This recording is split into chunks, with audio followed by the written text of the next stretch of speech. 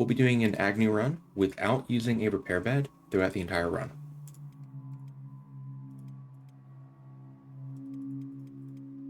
So we want to do Freedom Seeker, Gray Desert, begin. Or should I go for... Yeah. We'll do Agnu. And I think I will stick with Polearm today. Yeah, Polearm sounds wonderful.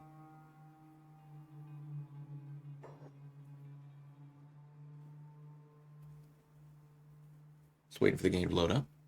There we go. Alright. Hive Worker Drone. Wonderful.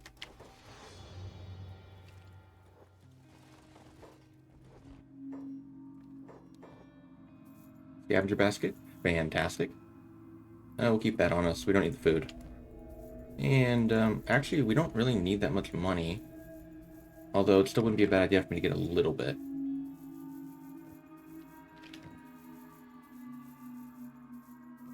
That should be fine. As we're not going to need to use repair beds today, so... we don't really need the capital. Cash? Currency? Whatever you want to call it.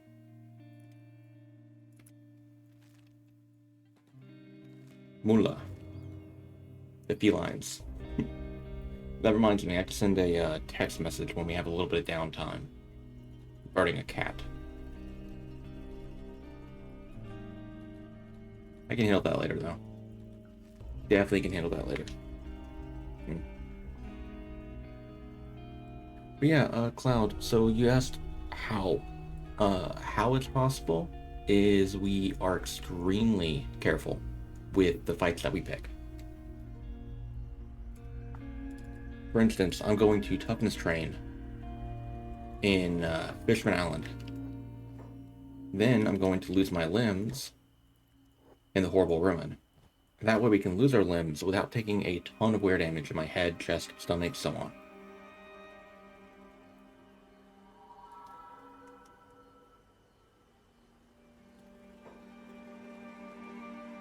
Yep.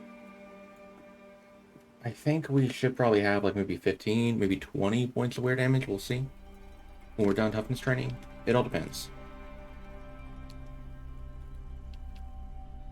Defense training is going to wear us down quite a bit, as is attack training.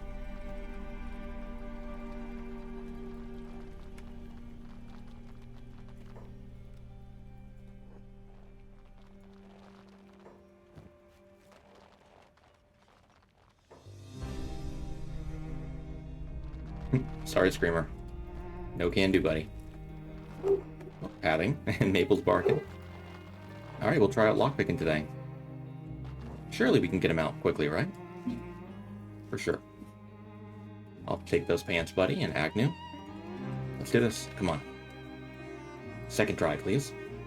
No. Kind of reminds me, Cloud, I took a little bit of a break from Kenshi recently. When we came back, I want to say the first stream, I started playing again. We did an Agnu run. And we freed Agnu on the first attempt. I have only freed Agnu on the first attempt, I think one other time besides then. So it was a sign that the game missed me. Had to be. Alright, Agnu's gonna run over here. We'll use strength to break this lock. Get the lifter arm, save, and load. That way we can lose the committing crime tag, as we definitely don't want to have that on us. Block, hold, passive. You don't need block, hold, and passive on. I just like to do that.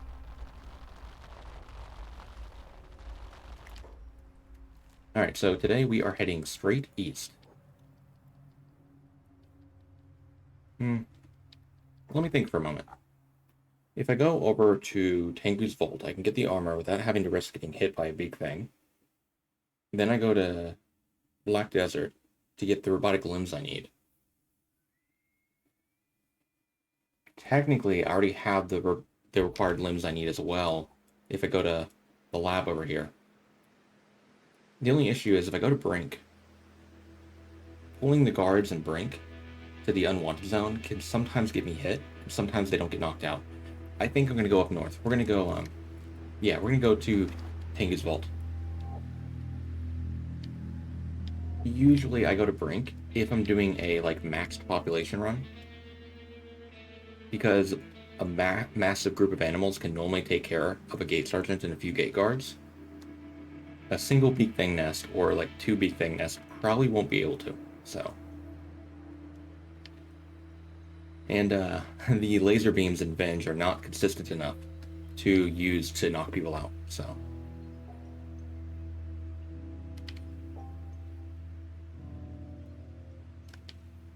when my toughness is low, we got to be extremely careful with the damage we take.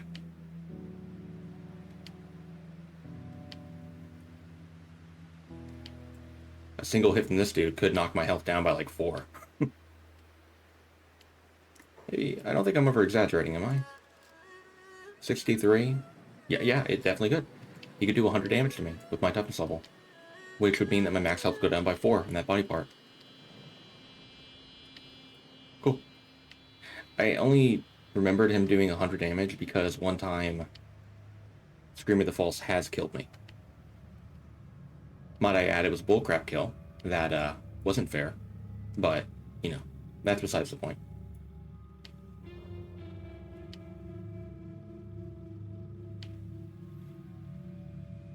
Now, the reason why I saved and loaded after using strength to break open that small little box is I want to make sure we don't have the committing crime tag on the bottom left here. Because if I do, when I walk past this way station here, or any other establishment, they will treat it as if I committed the crime against them. Or they may, at least. There we go. Wonderful. And they might try to shoot me, which could take me out very quickly. So I obviously don't want that.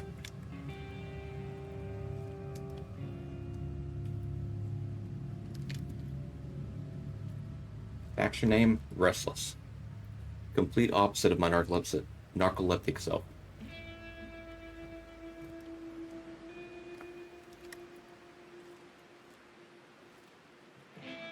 Alright.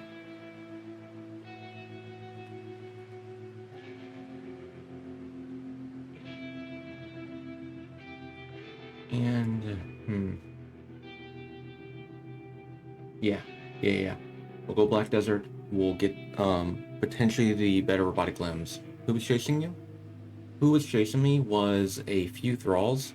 In the end, like, one thrall, and Screamer the False. He is the welder of the heavy polearm. The Mayato heavy polearm. And cool little trivia bit. There's only one character in the game who uses a heavy polearm. And it's him.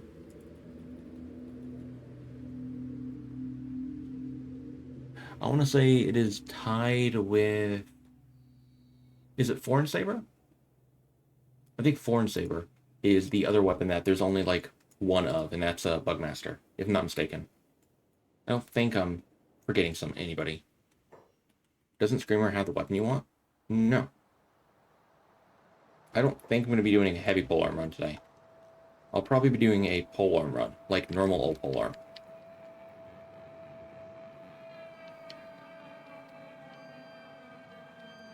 Slow it down for a second.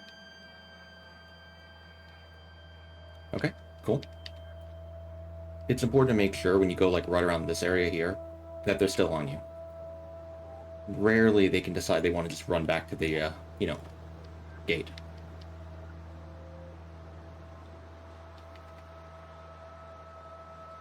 A lot of skimmers. And Holy Nation dudes over there.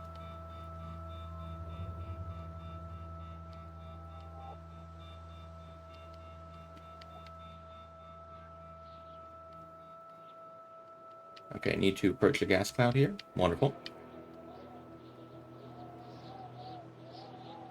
The very, like, middle to the front of the gas cloud is what deals damage.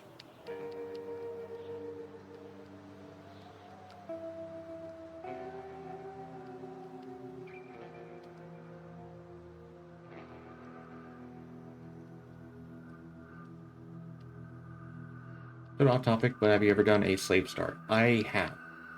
I will say, though, slave start is extremely easy to get away from. Even if you don't use the follow trick. Which, it trivializes the slave start. But yeah, we've done Slave Start, I think, twice in total. Just because it's like... Yeah. Hey, Minnie, how you doing? We're doing an Agnu run, but we cannot use a repair bed. So, in other words, that wear damage you took right there is permanent. Oof. I wish that the gas clouds were heading in our direction. Like, heading towards the, skim sand. That would have made it a heck of a lot easier. Oh well, we got him. There. Specialist quality. Fantastic. Put that on. Give me you.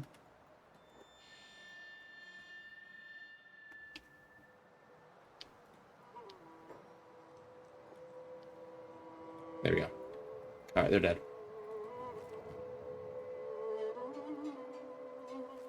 There's a, like, actual mechanical reason why we want them dead.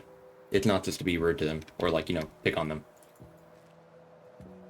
We want them to be dead because if I walk far enough away now, I save the game and load it, we'll, permanently, at least until we get picked up by somebody else, or pick up somebody else, we'll have our strength XP, effectively doubled, for when we're encumbered, at least. As if we were carrying somebody, but at all times.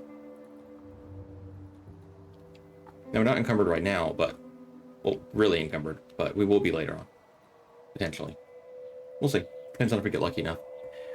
Run meaning that when you KO Catlon, right? No. So, the goal of every run is to defeat Catlon, Tengu, Phoenix, Isata, and Bugmaster.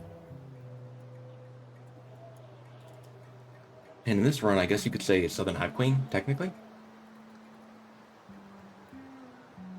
Because we need that weapon, because I think I'm going to do Polearm today. Pretty certain I'll do Polearm. I just need to remember, do not lay down in a bed on accident, Frankie. Okay, so if I go ahead and I save the game now, and load it, the corpse that we're carrying should despawn. Yep, but we keep the double strength XP right here. See what we got. Nothing we care about right now. Right scout leg is pretty, not really needed, because we already have the masterwork right one, where we're going to be going. There's another right masterwork. Oh, I saw that, Deoxys. That's actually what gave me the idea for this run today. An Agnu run without using a repair bed.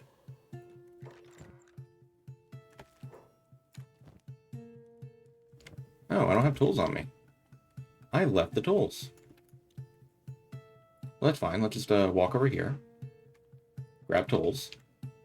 Walk over here. Use said tools. Perfect. Alright.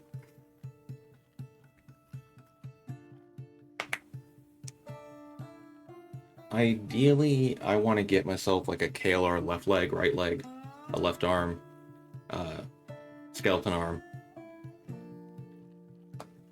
and a left masterwork scout leg. Although I don't think they had the scout leg when we checked. Do I want to hit up the ruin? I'll be up here anyway again. There's a ruin over here that has a guaranteed left scout leg, masterwork quality. We can just get it later on.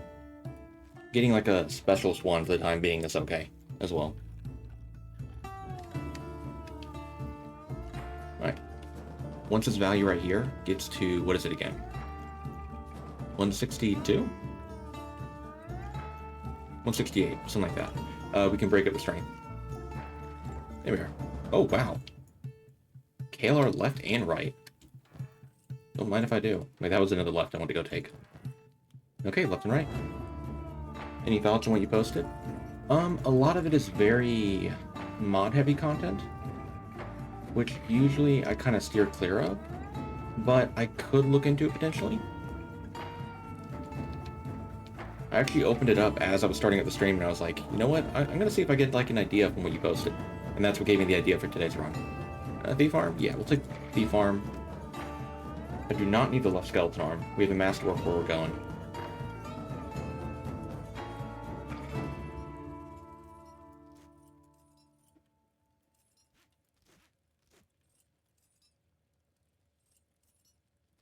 Get rid of that one. Okay. Unsneak, let me be careful here. I guess I'll go ahead and take the right skeleton. Yeah, might as well. And then left specialist is right here. Fantastic. Okay, let's go. Only a little bit of damage taken, that's fine. Oof, that hit in the head was really nasty. I'll have to play it safe.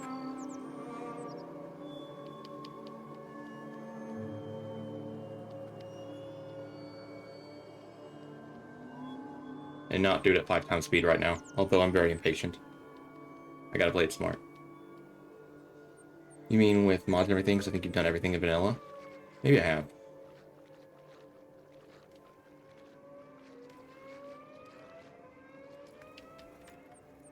Well, technically I haven't done everything in vanilla yet. I haven't done a Hive or martial arts run. But that's because I, you know, value my own sanity. And my viewer's sanity as well. You know. As I feel like I should.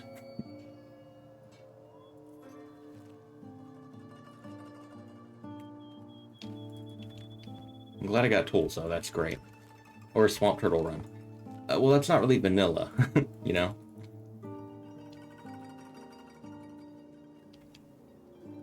I got 2 guys right there. You have to go past them. That should be fine. Nice. Faker right there. If you ever find an iron spider in a location where it normally isn't in your other runs, it's a faker. I like to call them fakers, at least.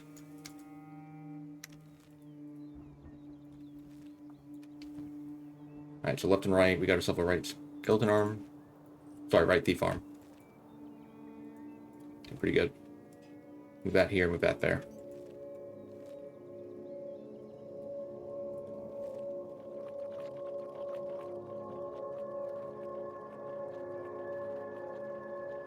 Okay.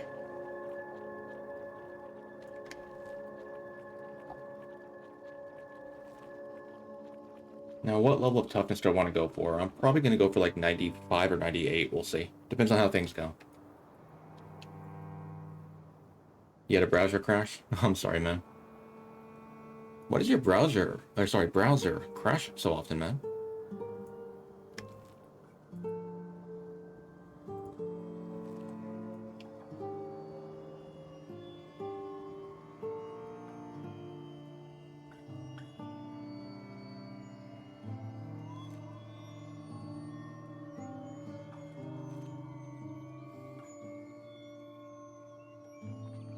How much do we have right now? I have around like 7 in my head. That's fine. Probably have like 4 in my stomach. No, 1 in my stomach. Okay. Oh, hey, big things. Okay, 1 time speed. Pathing was really not doing me any favors there. Okay, we'll go back to 5, but I need to plan where to go, which is right over here.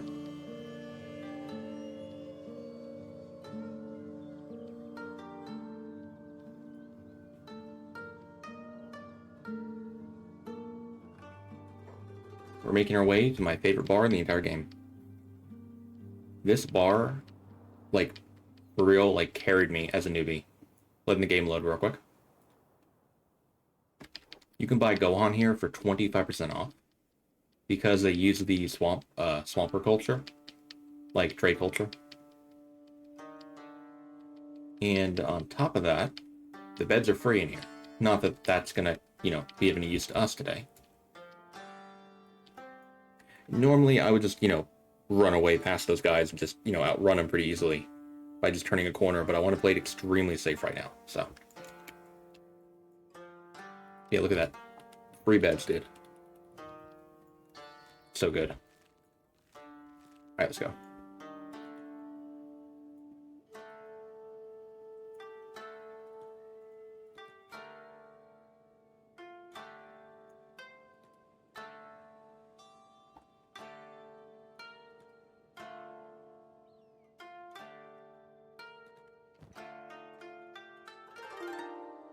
Ditch a few more of these. We don't need many repair kits today.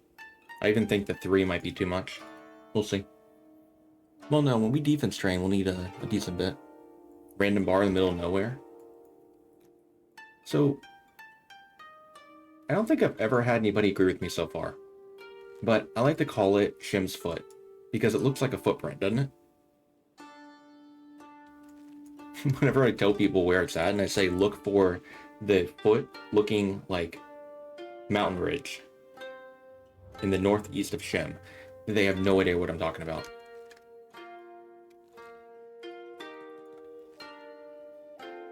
Which doesn't feel very good. It does kind of look like a foot. Thank you, thank you. I've had people tell me it looks like a rocket, which it kind of does, like a rocket, and then like there's the, you know, exhaust fumes, whatever you want to call it. I'm not a scientist. I know Kenshi. I don't know like technical terms like that. Somebody told me it looked like a face before. I don't see that. Someone said it looked like a squid. Don't really see that one either.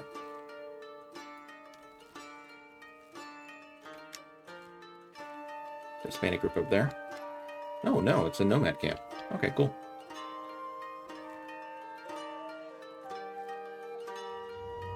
Yeah, right now if I took off my backpack, 27% strength XP instead of 13, because we saved and loaded while holding that person earlier. That being said, though, I'm not really going to purposely slow myself down to strength train right now, or ever in this run, I think, for that matter.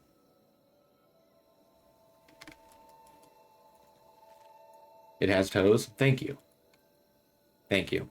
You know, chat, you guys are all right today. It looks like the tip of a finger to you. Tip of a finger.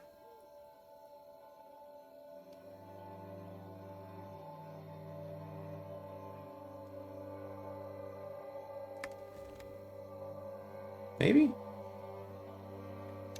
Maybe.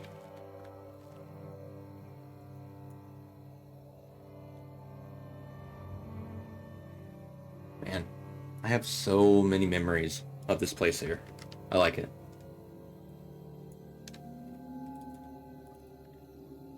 I like the bone fields. They're cool.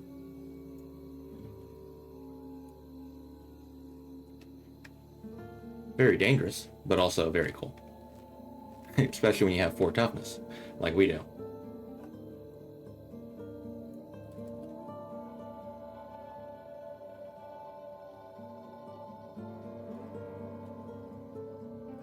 Okay.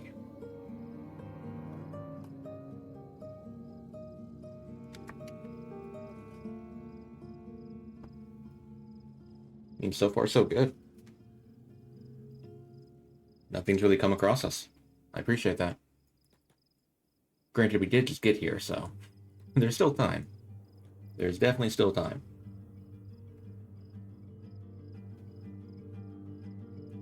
Man, whenever I'm looking around with like low level of toughness, I feel like back when I was younger and I used to play WoW on like a PvP server, I would just be like in the wetlands, like looking around every like 2 seconds, making sure no one's like trying to jump me.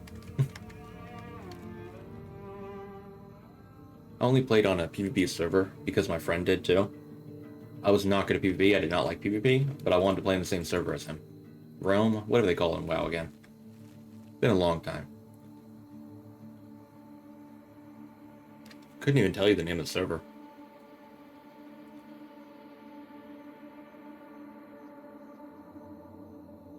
There's an Elder Beak thing over there. 1.92. Pretty young one. Pretty young Elder.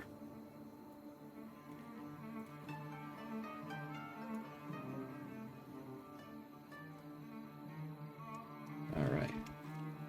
Again, the goal is to head to Fisherman Island. That's where we're going to toughness train.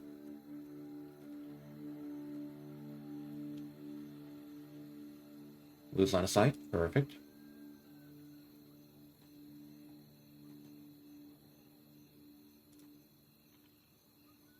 Depending on the like damage roll or like weapon that the Elder Beak thing has, it could one-tap us, which is a kind of a horrifying thought. But something to kind of calm you and not like, you know, worry you about that is Elder Beak things are pretty easy to avoid, you know?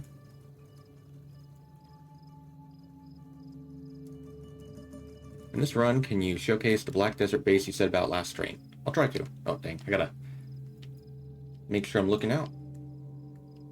Thankfully, that was my left arm. a body part that we don't really care about getting hit. Because we're going to lose them anyway, later on. Oh, yeah, Black Desert Base. I will. Oh, another Elder Beak thing. 2.01. A little bit older there. Still a pretty young one, though. The Elder Beak things in this area can spawn between 1.9 to 2.1 age. So that one is a bit, you know, above average in terms of age, but still.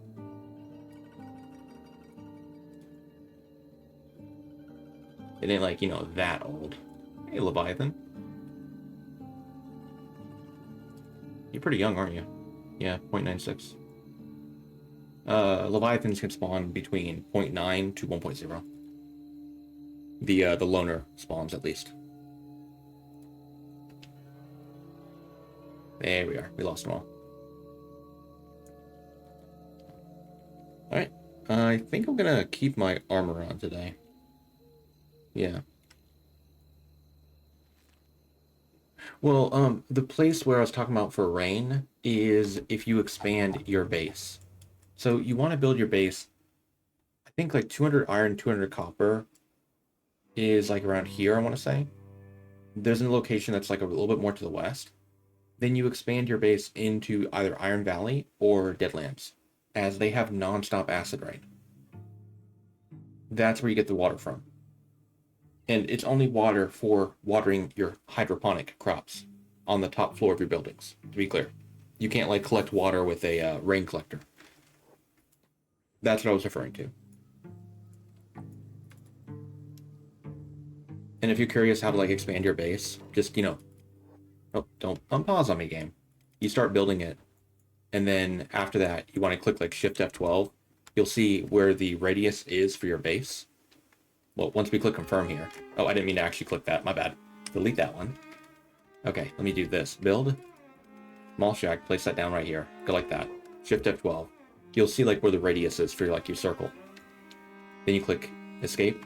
Build. Place down another small shack. Or some kind of other structure. And you can see right here, the base is getting larger. That's what I'm referring to when I say, like, you know, expand your base. That way you don't have to worry about, like, you not getting power in another location. If you ever make, like, a really large base, and you have wind generators on one side, but then the other side you get, like, no power. The reason is you probably have, like, two bases that are separate. And if you only have one base when you open up your map, import your game, and it should fix it. If a save and a load didn't, you know, fix it already.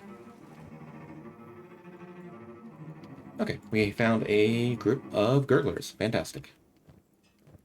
Keep the armor on, yeah. It will take him a bit to knock me out, so I'm gonna just lay down right here. Okay, let's get up. That's just so I can stand still. Now, the run today is no skeleton repair bed. It's not no laying down into camp bed randomly.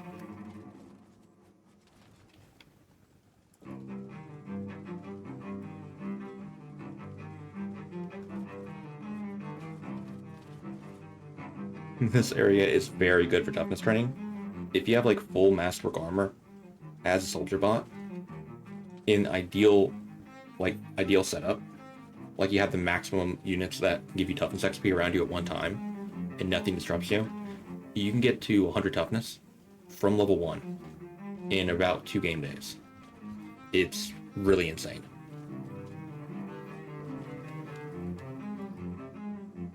Ah, darn, the crabs are murdering people right now.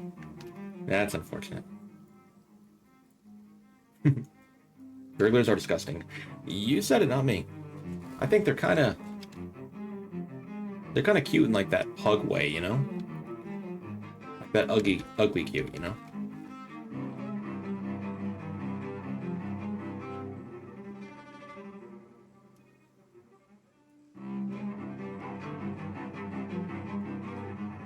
I mean, we're still getting toughness XP, so I'll take it.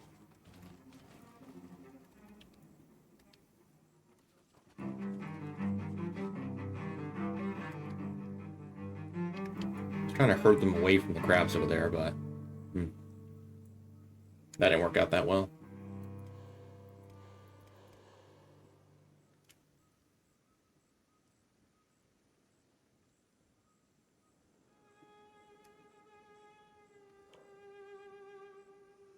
Okay, I'm still getting XP, I'm not getting a lot, so I'm gonna just feign death on this next knockout. Now I'll get back up and move over here. We have to find a new camp. I don't want to get, like, you know, suboptimal XP, if at all possible. I'm purposely not repairing my left arm, because if we do happen to take too much damage, where we need to heal up a little bit, I would love to level up my robotics for free. If you repair yourself while playing dead, which you can do by clicking yourself while you're unconscious, as a skeleton, you constantly level up your robotics while playing dead, even if you're not repairing yourself anymore.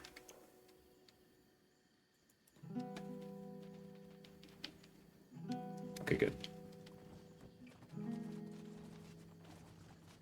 Yeah, 13% per get up. That's not too bad. It's down to 12 now, but that's because we're hitting a higher level, of course.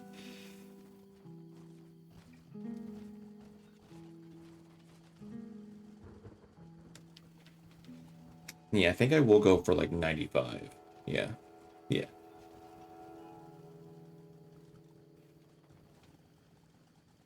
Can also go for 98. So 95, you have, what is it? Is it 58.5% damage resist? Yeah, it's 58.5. If we got 98, then it would be more like around 63-ish.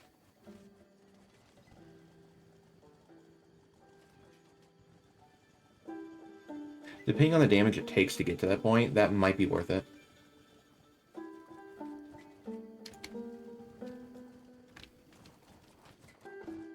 Your damage resist at level 50 is 0%. At level 0, it's minus 65%. And at level 100, it's 35%. Basically, oh, sorry, 65% damage resist, so you take 35% damage at level 100. Effectively, every level you have above 50 is 1.3% damage resistance.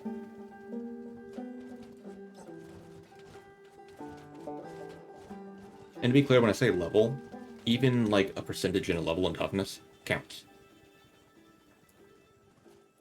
56% right now. So let's say you're like level 100, and the other character's like level 100 point... Well, level 100 wouldn't be a good example. Let's say a character's level like 50. Another guy's 50.5. The 50.5 guy is going to have a damage resist of 0.65. Because technically he's halfway to 51. And, you know, 1.3 divided by 2 would be 0.65.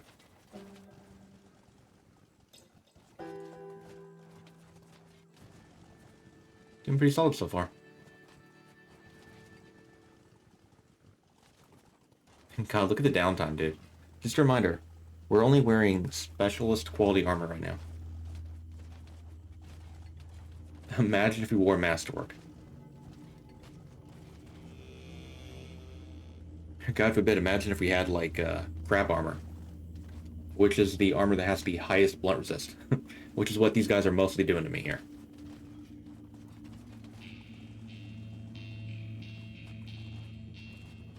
So we're getting 3% per get up again.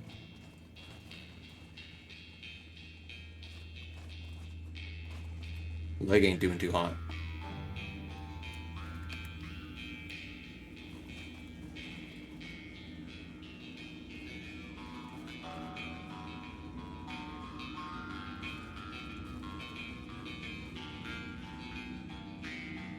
You know what? The more I think about it, I think 98 won't take too long and will be worth it.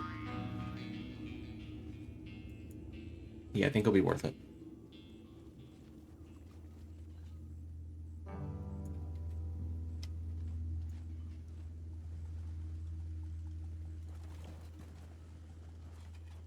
On the other hand, it does take a little bit of time, though.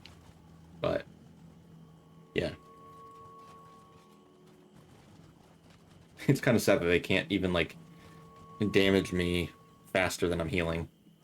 That's Agnu for you, man. The absolute monster.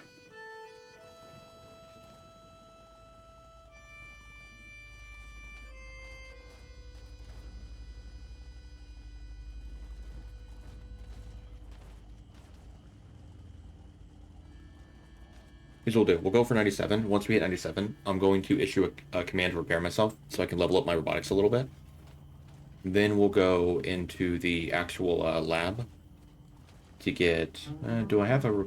I think I do need a robotic limb in there, right? Yeah, yeah. Yeah, so we'll get to 97 real quick. If we were in Skinner's Room, 98 wouldn't take very long, but here we don't have, like, optimal XP.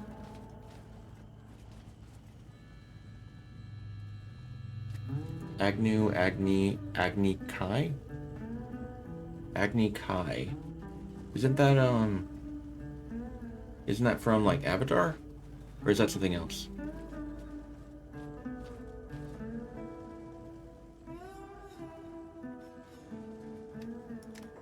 Okay, click myself. And now we're constantly leveling up our robotics. I want to do this, that way I can get my leg health healed up a bit. Well, just to be clear, us repairing ourselves right now is not making our leg health heal up. We're just healing up over time. And if I want to heal up faster, I should really just look away from them. There we go.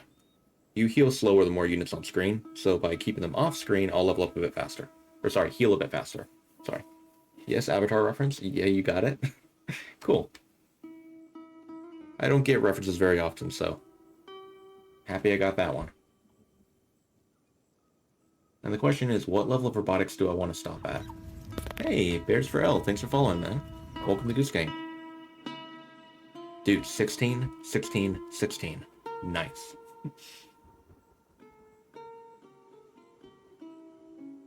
That is honestly a pretty great level of wear damage to have. For hitting 97 toughness. That's not too bad at all. We're next to the water, right? Yeah, we are. Let's get up. Let's go ahead and start tapping R.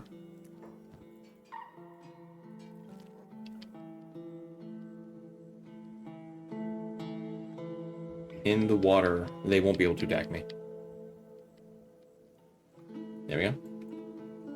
Which is weird. You would think that gurglers would be able to attack in the water, and that they would have like an advantage in there, but apparently not.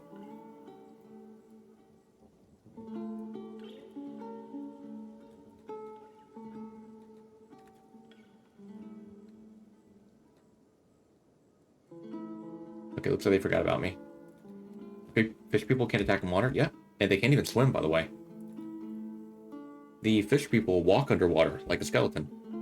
So, there's that. There we go. Nah, one of them noticed me. Okay, we'll go back in the water then.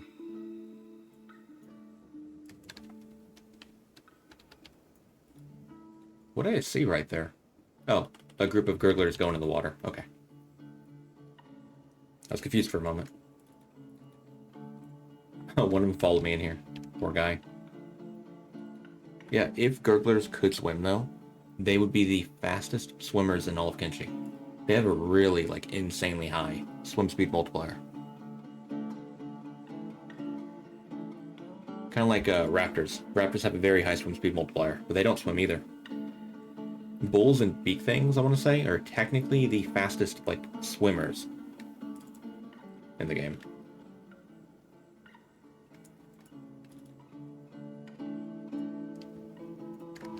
Alright, so let's go ahead and get our stuff we need. We want to get the right... Is it right skeleton arm? No, left skeleton arm. We want to get the left skeleton arm from in here. We already have the right masterwork scout leg. And we don't need a right arm. Or left arm, I mean to say. See?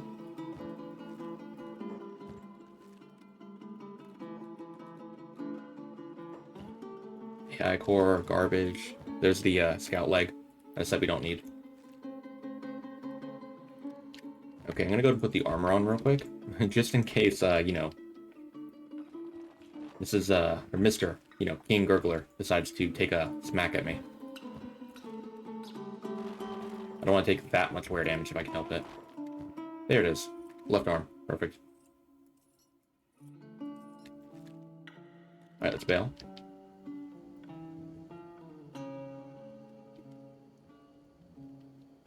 are shrinking again into the water, hopefully. We won't take any damage. Fantastic. Alrighty, good deal. So, next destination is we want to go to the horrible ruin to go lose our limbs.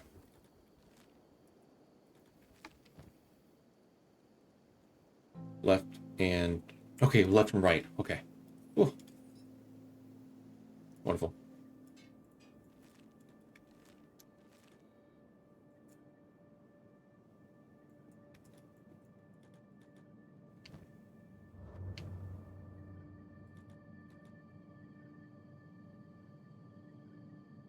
Trying to think right now if there's anything I've forgotten to do. I don't believe so. I think we'll try to get a large backpack in Flats Lagoon. Where am I going to get a polearm from? We'll see.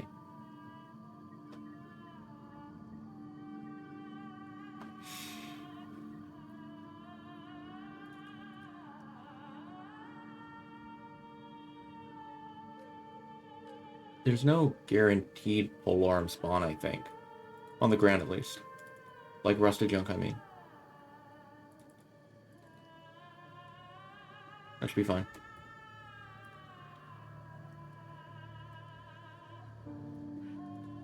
I would definitely much rather travel on the land if I can, but I don't want to take any unnecessary damage, you know? And as we are encumbered right now, we are a bit slow. Normally, getting away from, you know, a gurgler would be extremely easy. As they're very slow. Stealth Agnu? Let's not go that far. Not a big fan of using stealth all that much. As Agnu, at least, you know?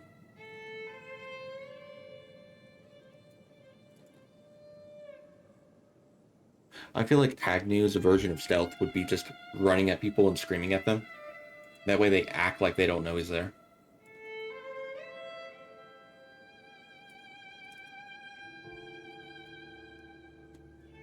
I mean, it might work. Be honest with me, though.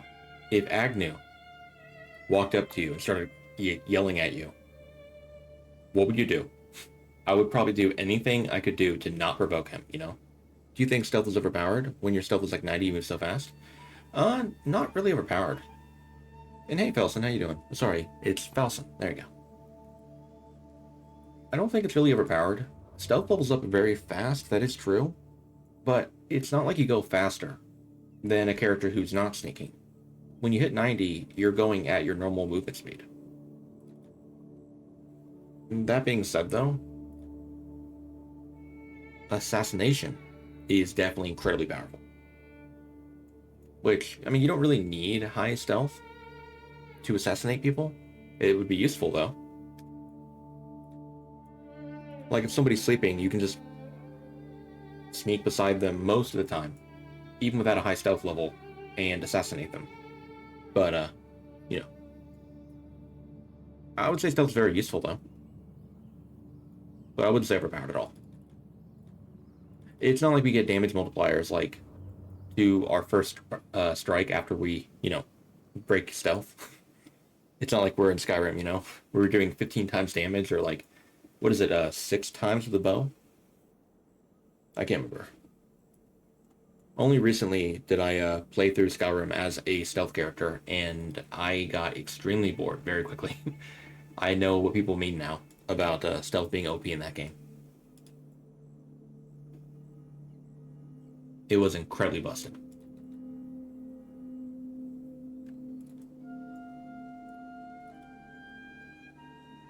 Then again, though, a lot of things are busted in Skyrim.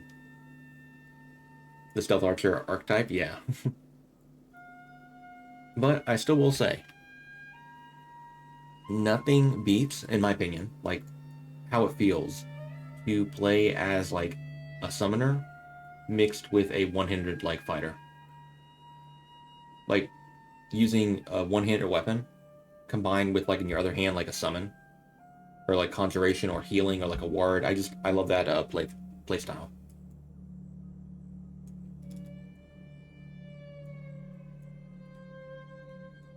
The only shame is that it's, like,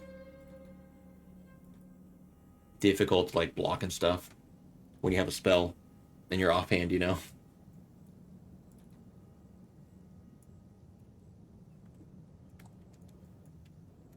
Alright, so. Yeah, what about you guys? You guys think that stealth's OP in Kenshi?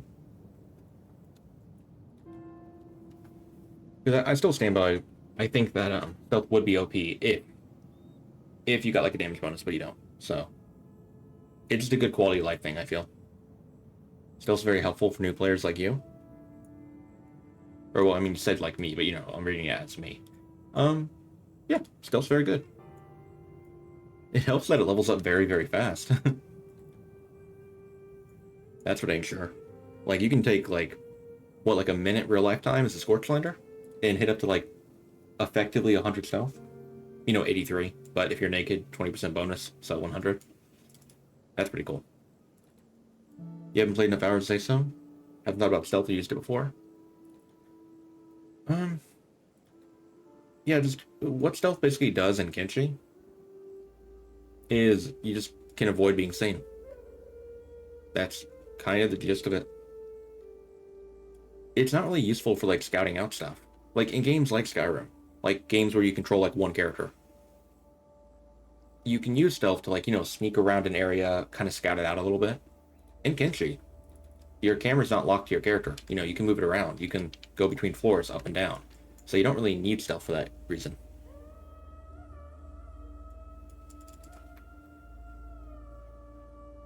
Although I will say, in most games that do have stealth, stealth is more of like a, again, like a damage multiplier type thing. Speaking of stealth, you know what game I've really got to play one day? The Thief games. Hey, dude, how was the stream? Thank you very much for the raid. Let me give you a shout out real quick. How did things go? I think you guys were doing like some art stuff earlier, right? The beef games? Well, like the thief games. You know? Arts? Cool, thought so. Okay, so you guys aren't gonna help me out, are you? What's up? Nothing much, Crafty. How about you, man? Ah, wonderful. Okay, so we got our help right here. You coming with me, buddy? You misheard? No, no problem.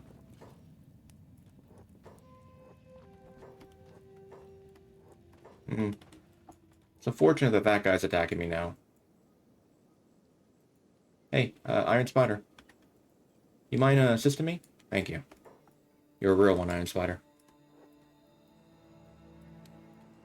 Okay. You're drawing for chat? Nice. Man, the best I can draw is like a stick figure. Alright, keep on the chest armor, take off the pants. Use tools, they should attack me. Once they see me, that's fine. We're gonna be going right here. Keep using tools. Hopefully they knock me out for at least a few seconds, you know. That's what we need.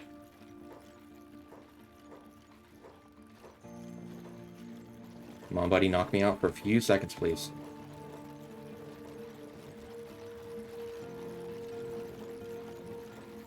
Okay, good. Now use tools. Fantastic. Good deal. Alright. We're doing a run right now in Kenshi, for anyone who's wondering, where the goal is to beat the game as a single character without using a repair bed. Let me up, buddy. I need to get up so I can use strength. There we go. Lock is broken. Set free. Get in. Wonderful. Take off pants. Cool. Perfect. Okay, so skeletons are very strong in this game. You know, robots. But they do have a downside, which is any damage they happen to take. Oh, you gotta do. Any damage they happen to take reduces their maximum health. Thank you for the raid again. See you later. And you can heal that maximum health that you lose by laying down in what's called a skeleton repair bed. We're doing a run today where we cannot use the skeleton repair bed at all. So any wear damage we happen to take is permanent.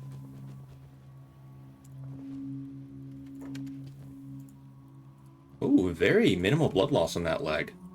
Fantastic. I need to put... I'm going to organize this.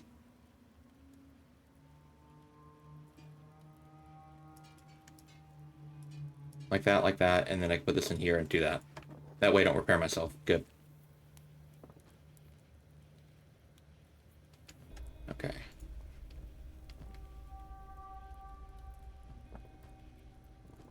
From the right leg again. Good. Your character will only repair themselves when playing dead if you have robotics assigned as a job, down at the bottom right, and if one of your legs is below your KO point. But it won't work if one of your legs is like in the negative, like destroyed negative. So when I take off this leg right here, when this goes down to like -5, my character won't repair himself, as you guys can see. So I'm putting this on. That way I can keep all of my limbs above 0 health, at least one of them at a time. You start getting damage in your vitals when all of your limbs are below 0 health.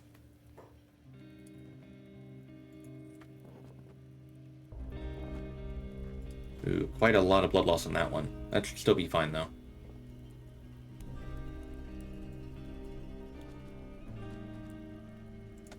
Okay, so I think I can put all these on, yeah? Yeah. Perfect. Perfect. And we're also trying not to get our blood loss too high, you know? Although we do have a 0.1 bleed rate, you don't regenerate blood while you're currently bleeding, so if you're bleeding constantly for a long duration of time, it can really add up.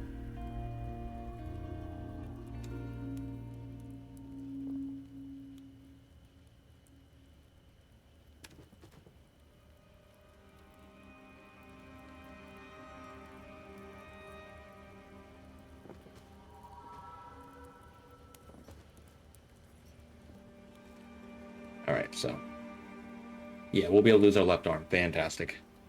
And we're losing our limbs this way because normally what I do is I get them shot off and torn off by an iron spider.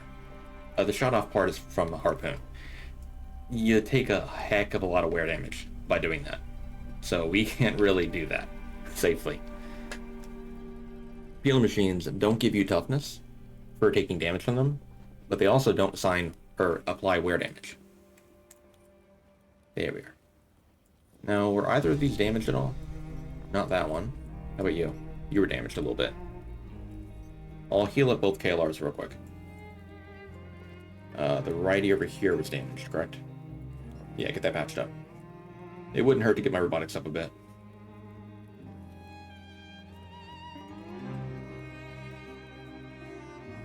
After all, we're not going to have repair beds to use at all today, so I want to be able to repair as fast as possible.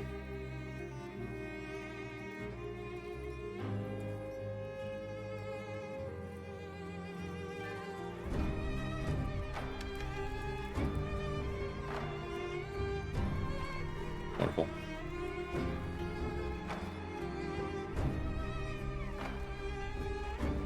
Alright, so onwards to Flats Lagoon,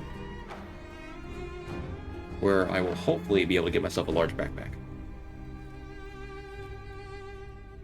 A small thieves backpack would be pretty cool too, but we don't really need one of those technically. Alright, so how's the wear damage looking? God, yeah, so for those who weren't here earlier, we had 16 points of wear damage on our head, our chest, and our stomach from toughness training, up to 97 toughness. Getting beaten up by those guys, they took a while to KO us. Actually, KO us for a decent amount of time. So we took an additional, what is that, like 7 in our head, 10 more in our chest, and 6 more in our stomach. That's not great.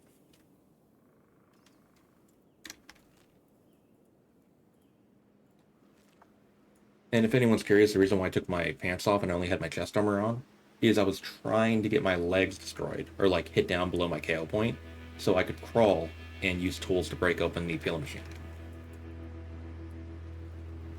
Unfortunately, we got knocked out through actual damage, but happens.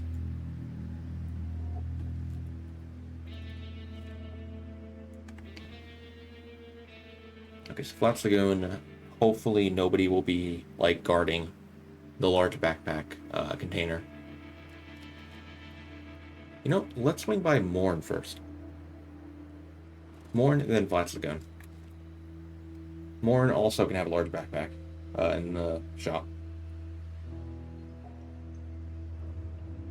And they don't really have a ton of ranged weapons that could potentially shoot us on our way out, so.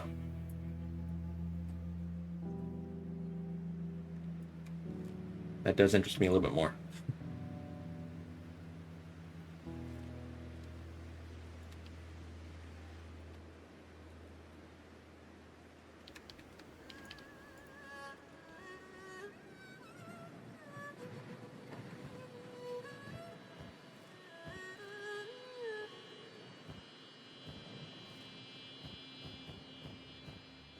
I want to say large backpacks normally in here if they do have one.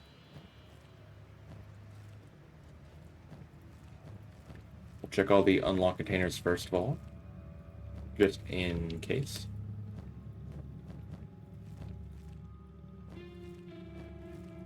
Nope, okay, that's fine. We're over to here. We'll start with this one. Oh, okay, large backpack right off the bat. Man, sneak-a-tastic. Loot it. Transfer stuff in here. I probably should keep the armor on just in case. Yeah, just in case.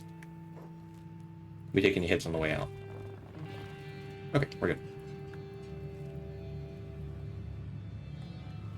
Now, polearm is what we need at this moment.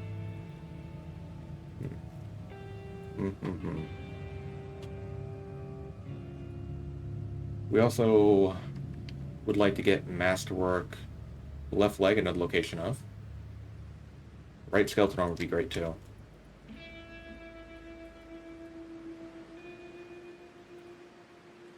But do we really need them? Not necessarily. Then let's not waste any time. Let's go straight to Vein. I'm gonna try to get a pole arm from a big thing nest. You know, let me actually double check something while we're going to the west. I'm gonna go this way to the west though. Hopefully we can avoid the swamp. Man, those are really long loading times, you know.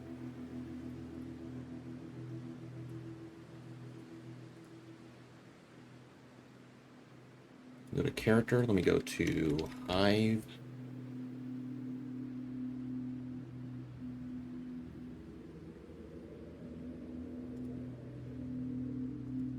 Hive Village has Hive workers.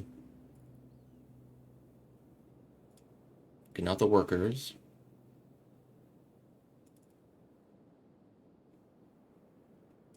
Soldiers. They have what? Ancient quality polearm. Okay, no. I was considering running to a Hive Village and trying to pull some beak things to them in hopes that maybe I can get myself a polearm. But no, they have ancient quality. That's not going to do. So what we'll do is we'll run around Vein until we get a polearm. If we don't get one, when we go around, we can go through Oaken's Gulf and try to get one.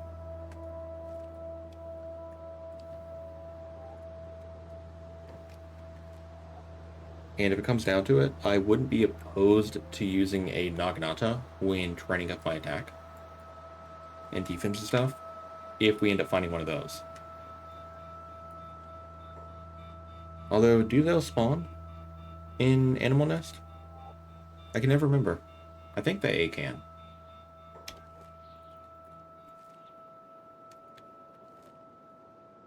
No, but keep heading this way.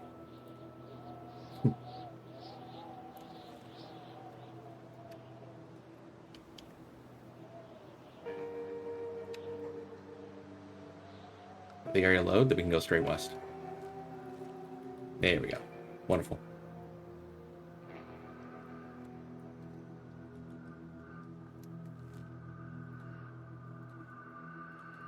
Now, unfortunately, you know, we're Agnu, so we can't talk to people. So I can't, like, you know, try to buy the polearm from anybody.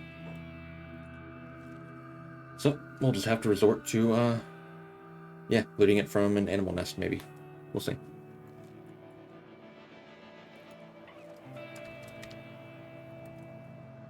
What I did right there was I clicked Control, Shift, and F11, which just will fix some stuff if anything's wrong. You don't need to ever do that, but I like doing it every so often. Especially when I am nearby hybrid territory. Because it will fix stuff a lot in hybrid territory.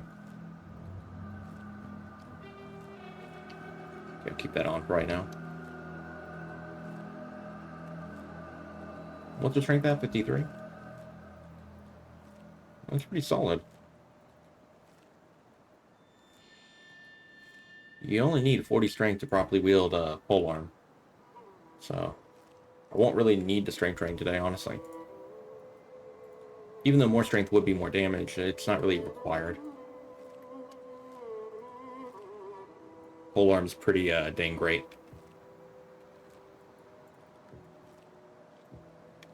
The funny thing is, polearm is, I would actually say, if you count like only melee weapons. So, we're excluding martial arts. Polearms are probably the most powerful weapon in the game. We got staff, we got plank, or chopper.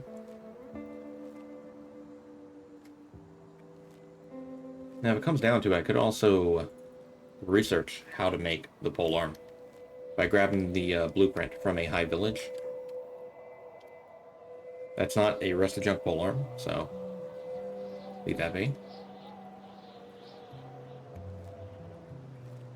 But then I would require 2 books.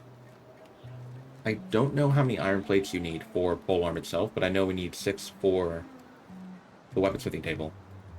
3 building material for the research table.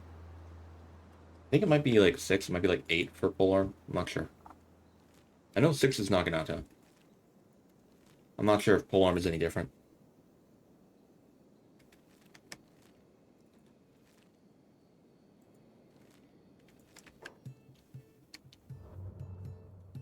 Longsword, katana, horse chopper, moon cleaver. Okay. Oh, another animal nest. Wonderful.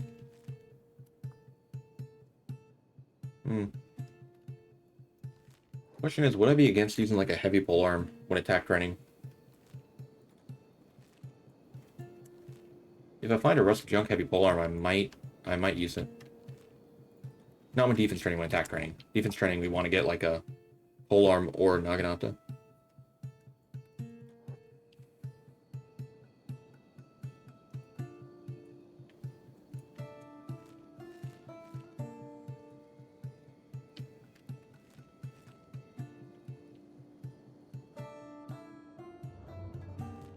We have double scout legs. We can pretty easily outrun big things here. Hive group.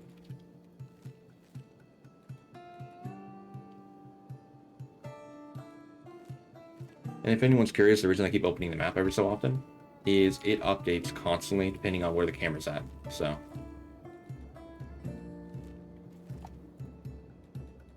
I might not be able to see a new nest because of all the foliage and stuff, you know, trees and whatever that's nearby.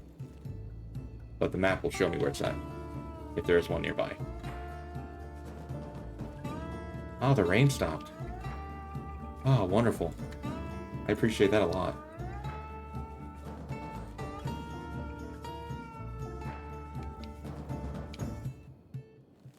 Not seeing any big things to the east, though, so.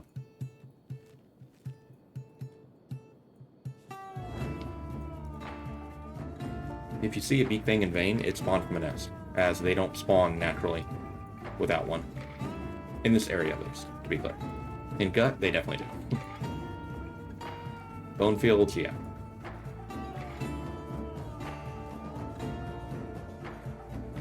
There are many more nests that are here, though, so. Ah, no. I saw the top of a tree and thought it was a nest. Lion's playing tricks on me. Ah, darn. The rain's here again. 125 buildings fixed, yep. That's about right. That's vain for you.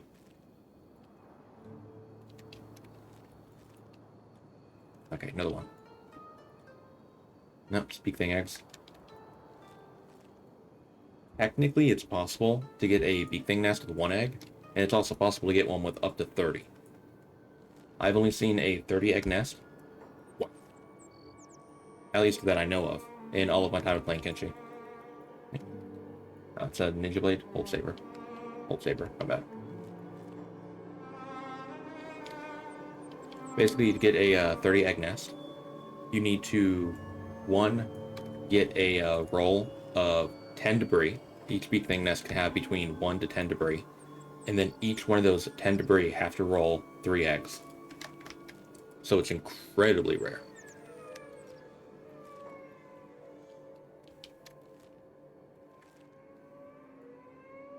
Donna playing Korean Saber, heavy polearm. What quality are you heavy polearm? I should grab it for the time being, just in case I don't get anything else I need.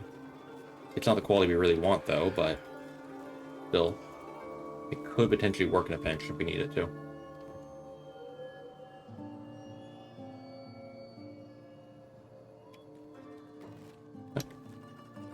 Oh, walk right past another nest. Katana.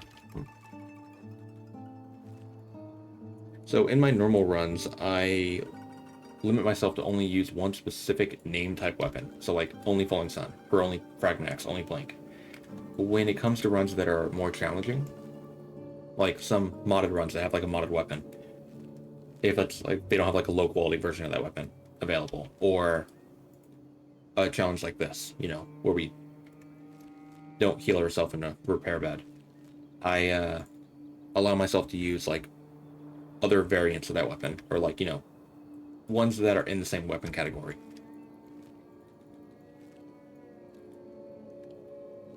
No reason to, like, you know, dogpile on additional little challenges, you know?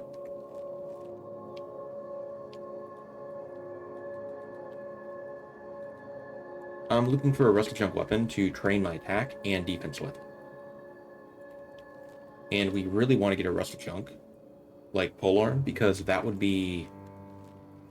It would basically give us the best XP possible for our defense, due to the indoor penalty. Naginata, polearm, and Nadachi are all the 3 best defense training weapons in the game. Provided you're indoors, of course. Got a plank there, nothing else we need. -4. They have a penalty, indoor penalty of 8.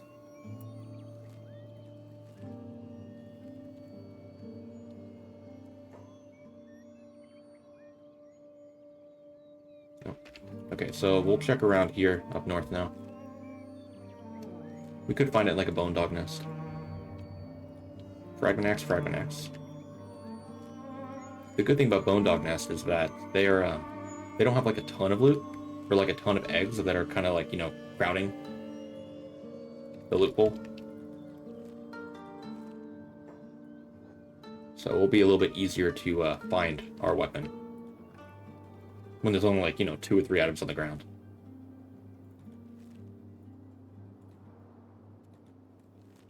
I'll grab whatever quality, like polearm or naginata, I happen to find.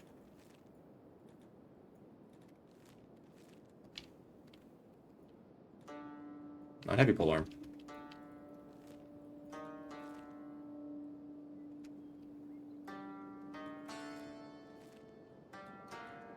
Yeah, I forget, like, how... Oh, we got a polearm here. Is it? Ah, beautiful. Beautiful. That's amazing. We got it.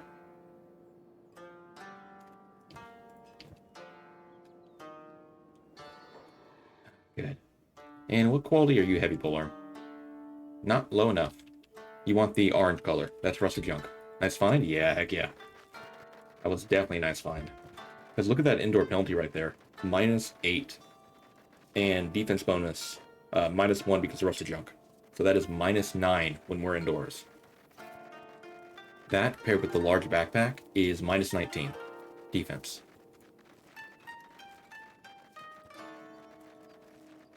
Alright, next step. We need to pull the Fogman to town. because we don't want to be imprisoned. That would not be great.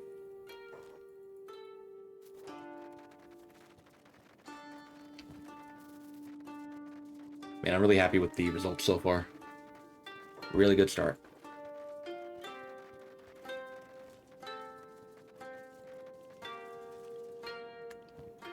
Really, really good start.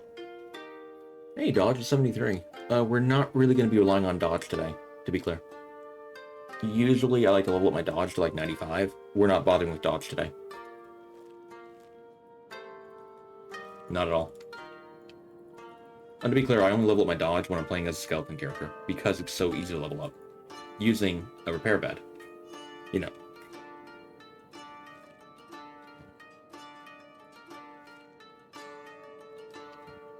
I'll probably end up grabbing the Masterwork Samurai armor from the weapon shop before we leave.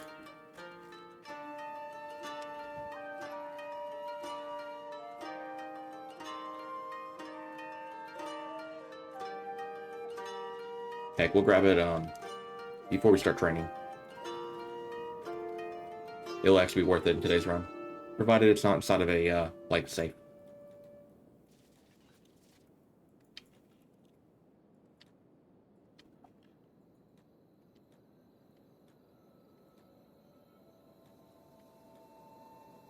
Which sometimes you can spawn in. Just for context, in Mongrel, the weapon store, in base game, they sell Samurai Masterwork armor. Only one of them. It's an artifact spawn, meaning it's like a randomly, kind of pseudo-randomly, spawned in item. I think I'm using the term pseudo-ly correctly there. Might not be. Who knows?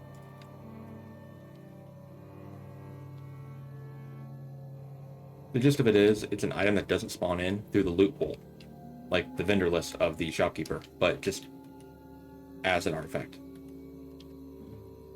Okay, anybody else here not dead or too close to dying? You are. Wonderful. Okay. Oh, somebody jailed another one. Well, fantastic. Good. Saves me some trouble.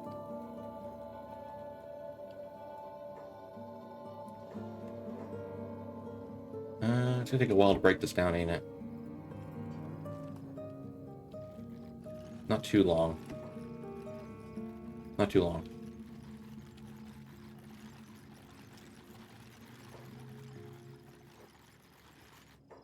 There we go. Okay, gonna check the unlock containers real quick.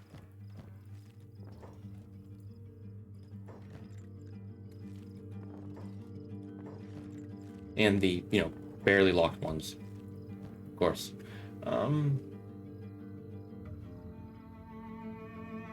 Grab that for right now, just in case we don't get anything else offered to us later.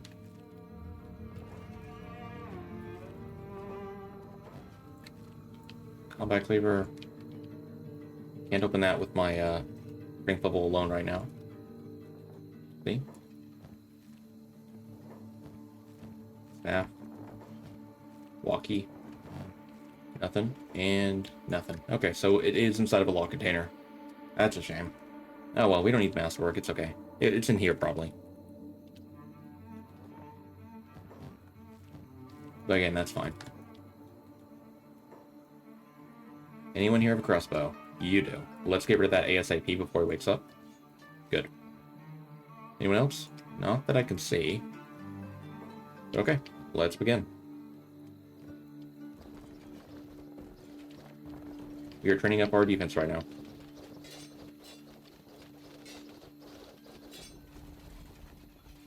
Whenever I get knocked out, I can click myself and repair myself while playing dead.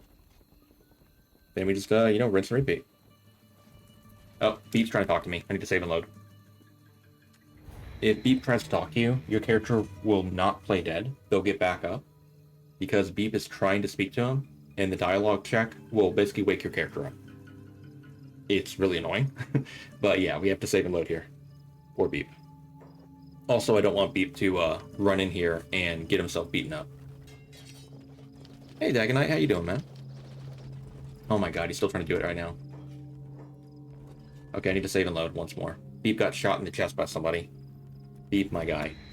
Please go away. I love you, my dude, but please.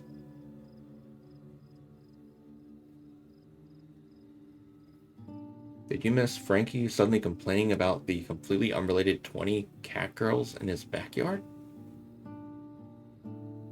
The what? Never changed, Dagonite. Never changed, dude. And how you doing today, dude?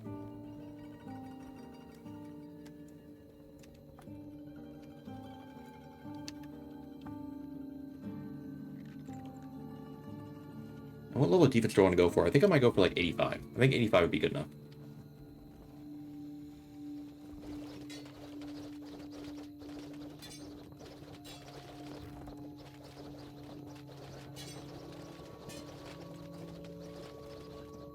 Very peculiar first string message, Dagonite. Well, that's Dagonite for you. Him and Zorphus both have very similar first chat messages. They're always different. They're always very unique. In the opinion that people need harmless weird in the world. That is true. As long as weird is harmless, there's no problem with it whatsoever.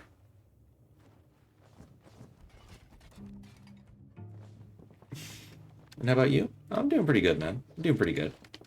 We're doing a no repair bed Agnu run today. And we're in the process right now of training up our defense. Which is going pretty well. I wish we had more units on me right now. As I'm pretty sure we're not getting maximum XP. You want to have 8 or more units around you. That way you can get the most XP possible. 10 o'clock just hit. The guys in this town will change their shift at 10 o'clock and 2200. So now the guys that we were training on are going to be walking around the town mostly. And the guys who are walking around the town are now going to be sleeping. No crossbowmen, though, from what I can tell. Unfortunately, though, the guards are currently outside of the town. Which means I have to look in their direction, otherwise it's going to take forever for them to fight. Like, finish fighting the Fogmen. Think we might be good? Okay, any of you guys got a crossbow? No, I appreciate that so much. You guys have no idea how nice that feels for them not to have a crossbow. Alright, 2 more levels and I'll be pretty content with what we got. Now, normally I go for like 90, but you know. Wear damage is a ticking.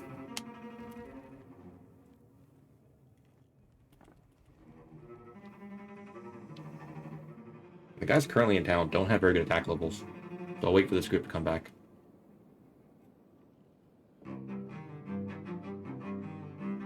This wear damage out of the wazoo? I'm not doing too bad. Not doing too bad right now. Oh, I see a crossbowman. Disgusting creature. Don't notice me, guys. Don't notice me. Perfect. Ah. And that's problem fixed. Whenever you're moving, you have a extremely massive increased chance to get hit in your head from ranged weapons. So it's incredibly important that we make sure that they don't have them. Okay, let's go. Otherwise, our head health is going to drop real fast, like way faster than normal. Disgusting creature. I mean, yeah. We can call him disgusting creature, degenerate, freak of nature, abomination, etc. I have a real high level of disdain for NPCs who have crossbows in this game. I don't like them.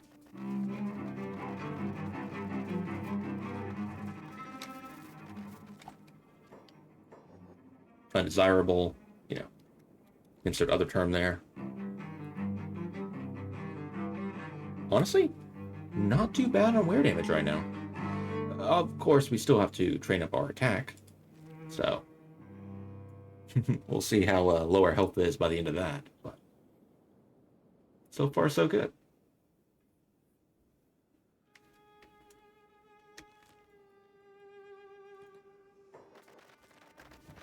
Now I'm going to swing by Armor King, as I want to check for an A rag, like, you know, Assassin's Rag, from him.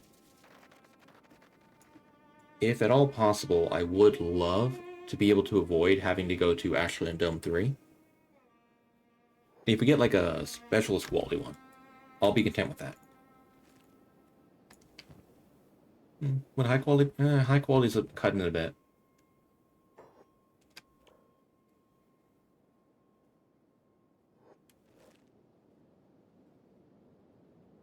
I think I'm okay with specialist. Yeah. In terms of like gear levels, prototype is level like 5, quote unquote. Shoddy is level 20. Standard is level 40. High is level 60. Specialist is level 80. Masterwork's level 95.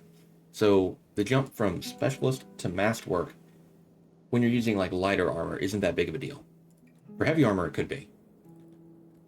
Because, you know, like going from 7% cut resist to 81.25, that's a pretty massive jump. But when you're going from like something having like, let's say like 30-ish% resistance to like maybe like 38 or 37, that's not that large of a jump.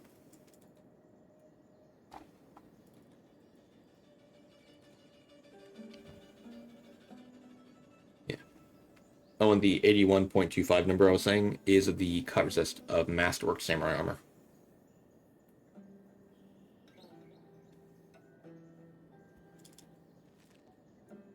Could also check for leg plate, Masterwork. That'd be great, honestly.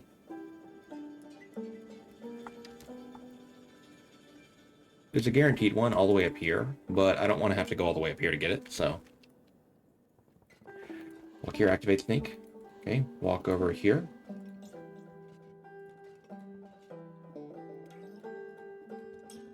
Wonderful. Okay.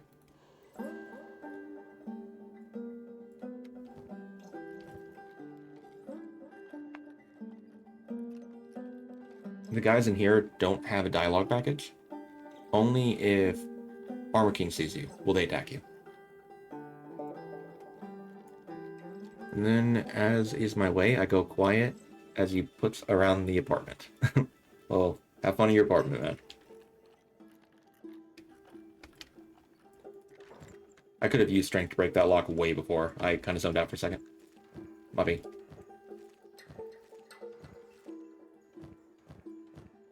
Tin can. Awesome. Let's play it very safe here. See, he noticed me, so now they're after me. Not masterwork, no. Walk over here. High quality, no.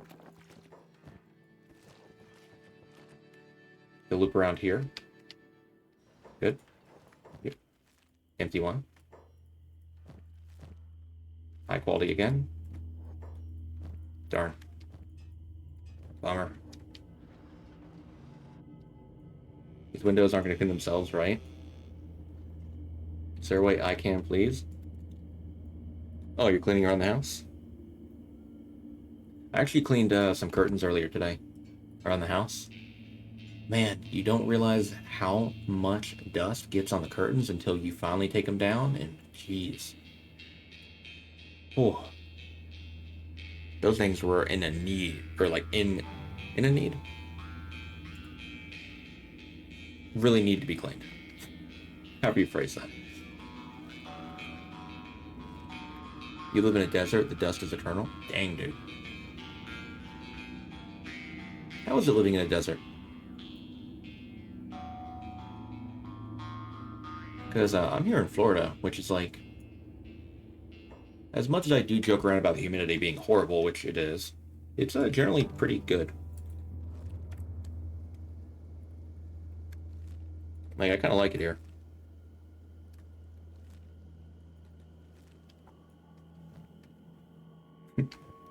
It does help that you can kind of sleep a little bit comfortably, knowing that even if there are some crazies out there, your neighbors are probably equally as crazy, you know?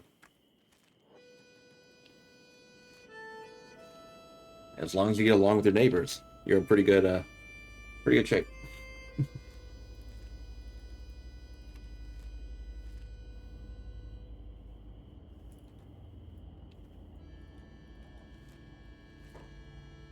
Heavy polearm, what quality we got? Nope, not it.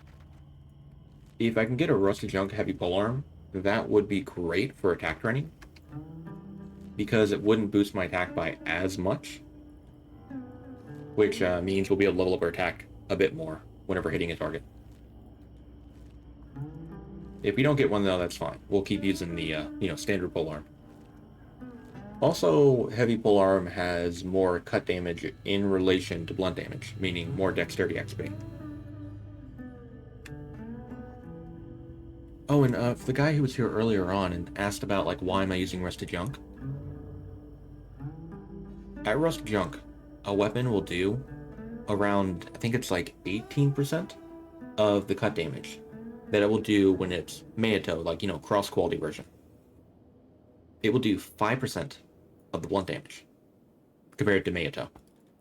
In other words, your cut damage is a lot higher than your blunt damage when Rusted Junk. On top of the fact that you do a lot less damage at Rusted Junk and you have -1 attack, there's like a ton of reasons to use Rusted Junk over using like Ancient Quality, for instance.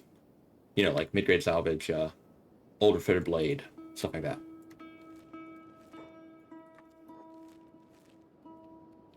Oh, empty nest. Okay. My immediate thought process right there was, okay, we're going to go to Black Desert City. I'm going to lay down in a repair bed. Nope. Strike that from your mind, Frankie. Don't do that. That is a no. I think the most difficult thing about this type of run is remembering not to break the challenge on accident out of force of habit.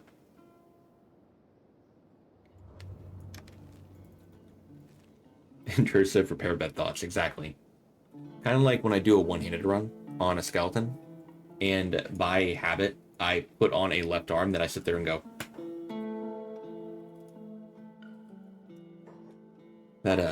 Yeah. One time I didn't realize I put on a left arm until about 40 minutes into a run. And someone in chat was like, wait, why do you have a left arm? And I had to start a new game.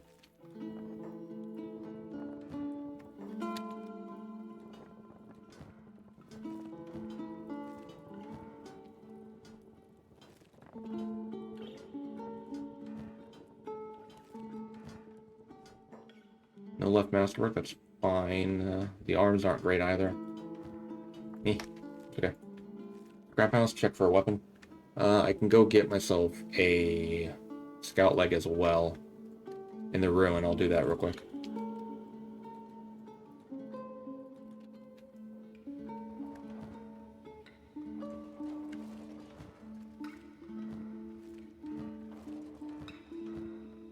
MK2 polearm. That's pretty nice.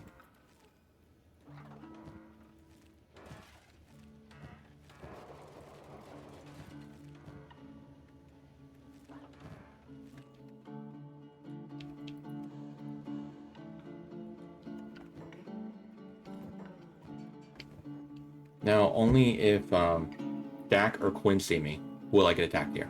Kind of like the Arbor King, when you're breaking open his containers. I'm unlocking this container first because usually they go in order of value in minis. Like you'll find like heavy weapons in this one, Nadachi, stuff like that, like expensive stuff. Then you'll find like the cheaper stuff in this one and this one. See, lower quality weapons here. Like Skeleton Smith, stuff like that. You'll find the Edgewalkers in this one. Okay, so honestly, I should have probably opened up this one first, or last rather. No, first, yeah. This last one first. There you go. Now I got it. As it's very likely that the polearm will be in here, if they have one. 262, I believe. We can use strength to break. Okay.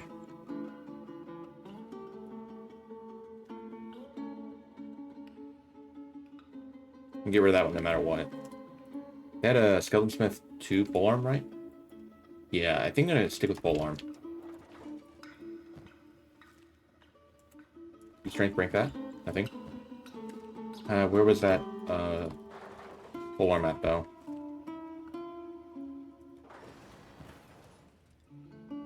There it is. Okay. Alright, let's go. Ooh, that was a nasty hidden head right there, dude. Oof. Oh well.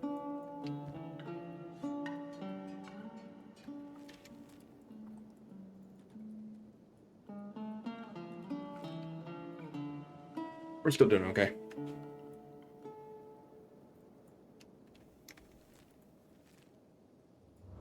My guy, really.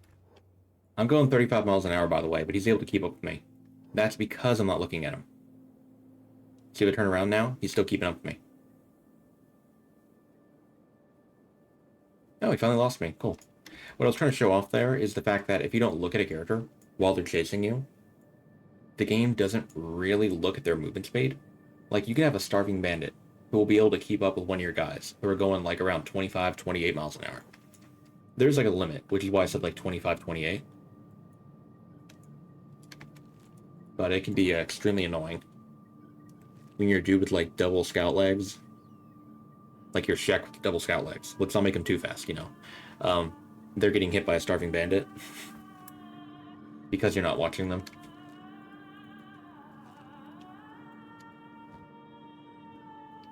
Okay, 140. That's okay.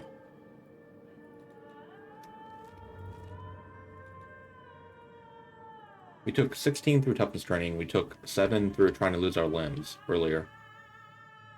I'm going to keep checking for potentially like a heavy polearm, because that will help us out when attack training, like quite a lot.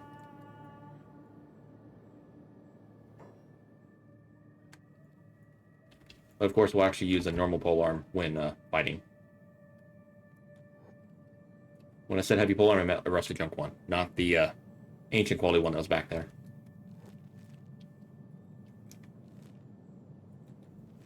If they're gray, it could be rust junk, it could be rusting blade, it could be mid-grade salvage. No, it was white. If it's white, that means it is ancient quality. As in, it is mid-grade salvage or ultra fitted blade. And I think it could also be Catan 1, right? I think Catan 1 is white. At least with my UI mod I have, with the colors, you know. It's clean gray. Redone UI clean gray is the name of it. Okay, stick with that.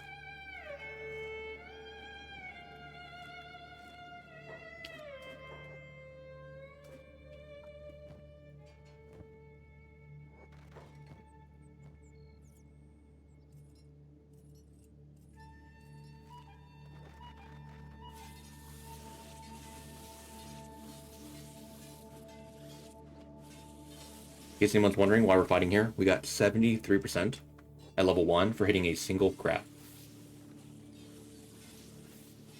Every hit is as if we're hitting a target with 35 defense. Because when you hit an animal, you get XP based off their stats when they're age 1.0. So they have a very low attack level because of their age multiplier, meaning they don't attack us as frequently. They're young, so they stack together very closely. And we still get the XP, as if we're fighting them in their prime.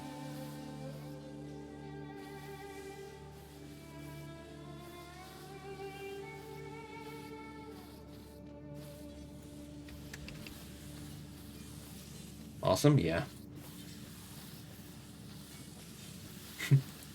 Let's all just be thankful for a moment that there are no children in Kenshi.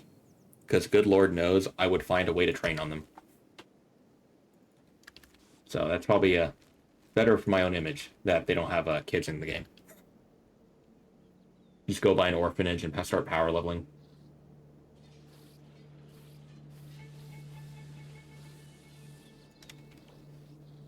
So 46. The problem is definitely the fact that our weapon does have plus attack, like quite a lot of plus attack. That is going to slow down our leveling speed.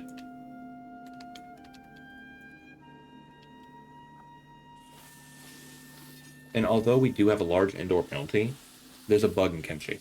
I know, surprise. If you have a weapon that has an indoor penalty, here, I'll show it real quick. If you have a weapon that has an indoor penalty, you don't get plus attack from gear that you have on you, when you're supposed to. But also, look at my attack right now. Minus 21, right? Minus 13. If I take off my backpack here, minus 11. Take off this, minus 8. We should be going down to negative 16, not negative 11. If you have armor that drops your attack, it will kind of negate some of the indoor penalty. up until it completely removes it. So we should have a lot more minus attack right now. We should have -8, -10, so that's minus 18, and then -5,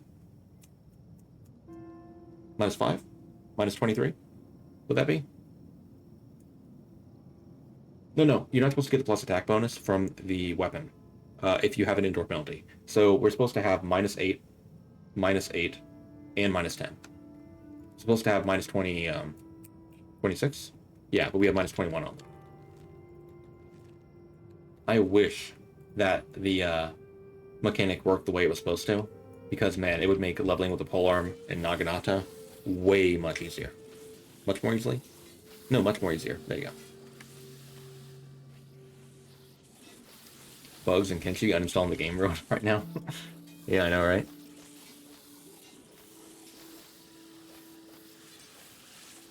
Alright. And we're going to try to fight only animal nests that have maybe like a dozen or more crabs.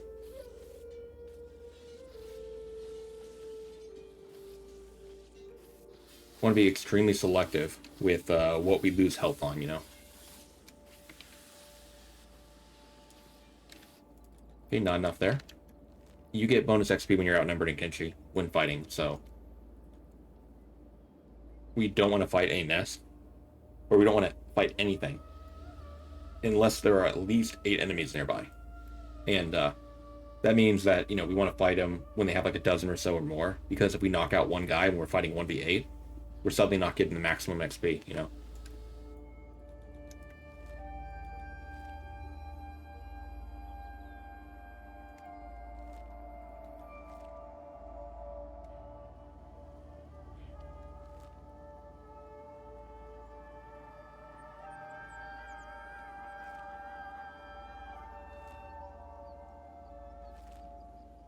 I'm thinking we should be good in this run.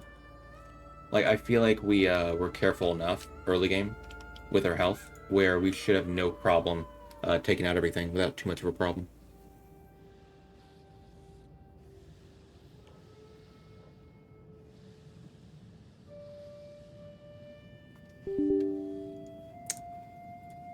Ay. Runtime error. Yeah, I know you're gonna stop responding, that's fine. We'll relaunch you. Well, I'm glad I quick saved pretty recently.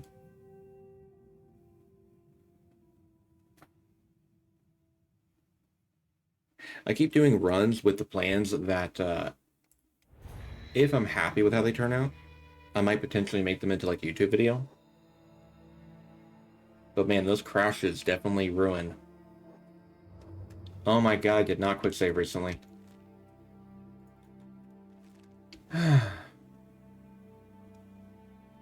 Well, that blows. Oh well. Yeah, I gotta quick save more often, apparently. My bad. Sorry, guys. It's out of my control, though.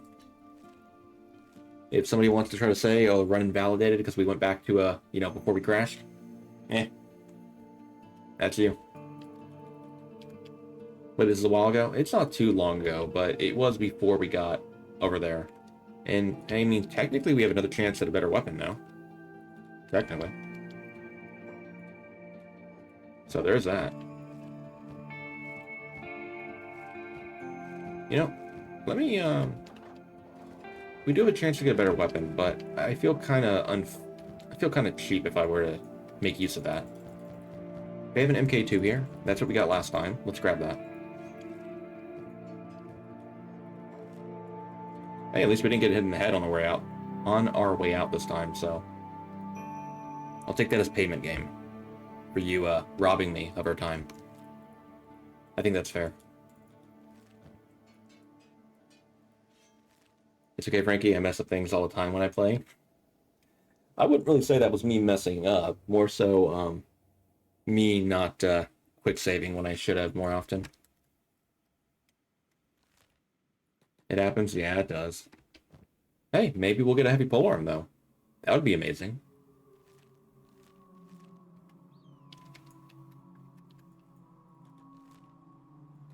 As all this stuff is gonna be new.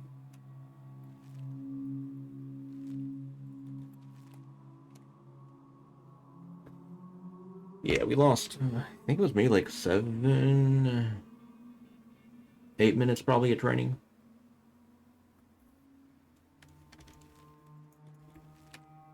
But hey, everything happens for a reason, right? Totally. That'll be my coat. The polearm, we got a staff over there.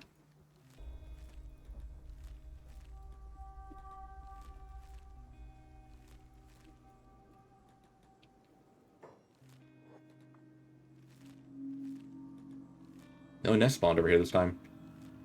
Got one over here, though. Combat cleaver, plank. Nothing we need.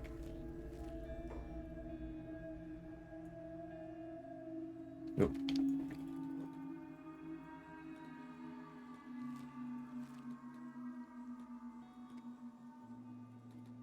Another polearm. Another polearm. Okay. No luck. That's fine. This time, quick save. There we go.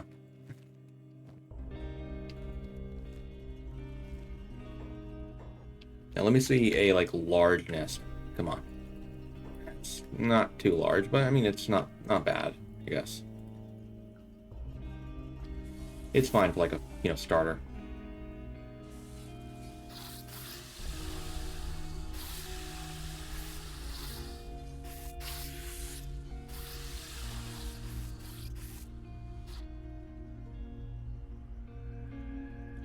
Okay, keep going.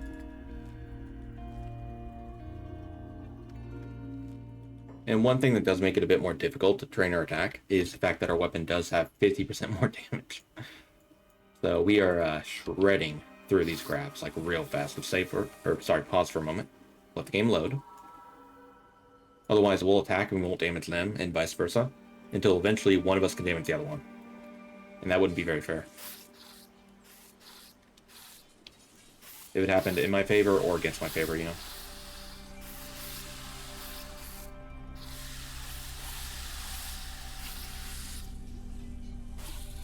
Yeah, if we didn't have that 50% damage bonus, we could potentially 3 shots from these guys, or 4 shot, instead of 2 to 3.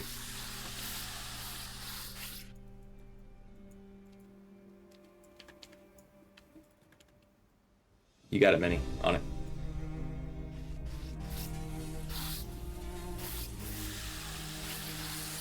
I think we'll train here till 58, 59. We'll wait till 62. 60 as well, not 62.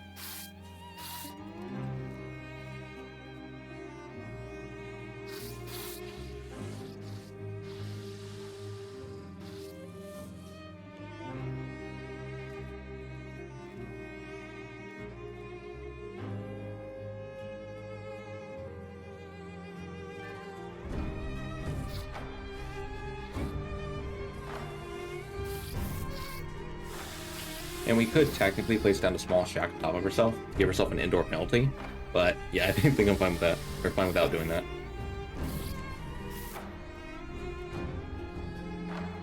Sometimes when you do that, the crabs will just, the ones that aren't inside the building will just walk away and forget you existed and potentially walk to another nest. It's really weird behavior. Oh, let's feign death for a second. We do not want to fight a adult crab with the group of baby ones. The adult one does way more damage.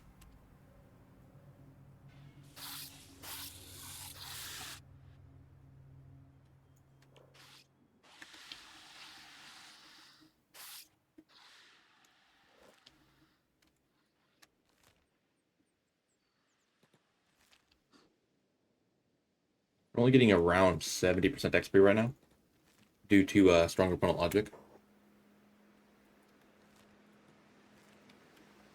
But at the same time, if I go to Iron HQ right now with 56 attack, I feel like I'll probably get, my butt kicked.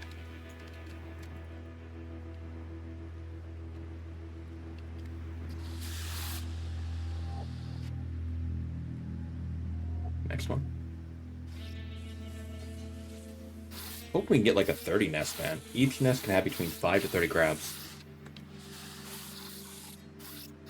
Stronger opponent logic, my beloved. I love it, too. It's such a cool mechanic, and I feel like it's probably like the most like misunderstood mechanic in the game. Quite often you'll see people mention like stronger opponent logic, and then they'll say stealth, or they'll say like assassination, which they have nothing to do with stronger opponent logic or toughness. The only skills, for anyone who does not know, that are affected by stronger opponent logic are when using an actual melee weapon or martial arts, dexterity, attack, defense, dodge, martial arts, and the weapon skills. That's it. You don't get more strength XP for fighting a more powerful opponent. You don't get like more perception, more turret, more precision shooting, so on. Yeah, we'll hit 60, then we'll go. As I like to say, whenever, like, the reason why I like strength training is the fact that you can hit like a random like stranger, you can fight like a faction leader, you could hit someone's grandmother, and you get the same XP. All that matters is if you have enough strength to use your weapon or not. That's what it comes down to in the end. Alright, we hit 60, so we'll go moving. Oh, exactly 60. Well, a little bit of green bar, but still. You could hit someone's grandmother. I mean, you can. I wouldn't recommend it. I wouldn't support it. But, you know, you could.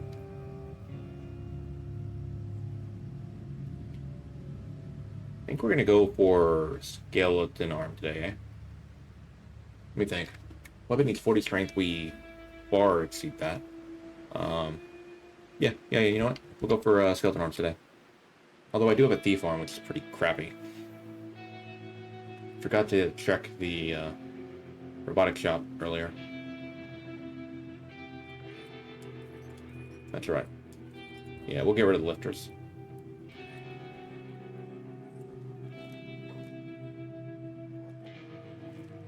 I can go swing by Black Desert. Or sorry, not Black Desert, Black Scratch. And make sure I don't lay down the repair bed. But I can check the store for a skeleton arm, potentially.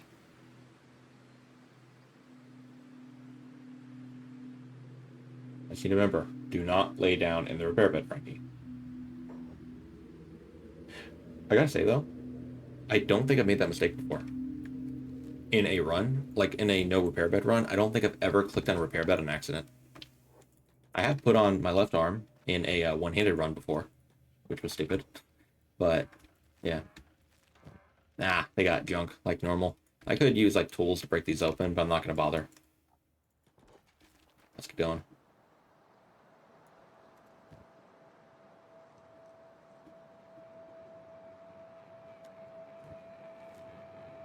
Could have also checked for a small thief's backpack. Nah. Nah, we don't need that. We only have KLR legs today that we'll have to carry around in our bag later on. Or inventory, rather.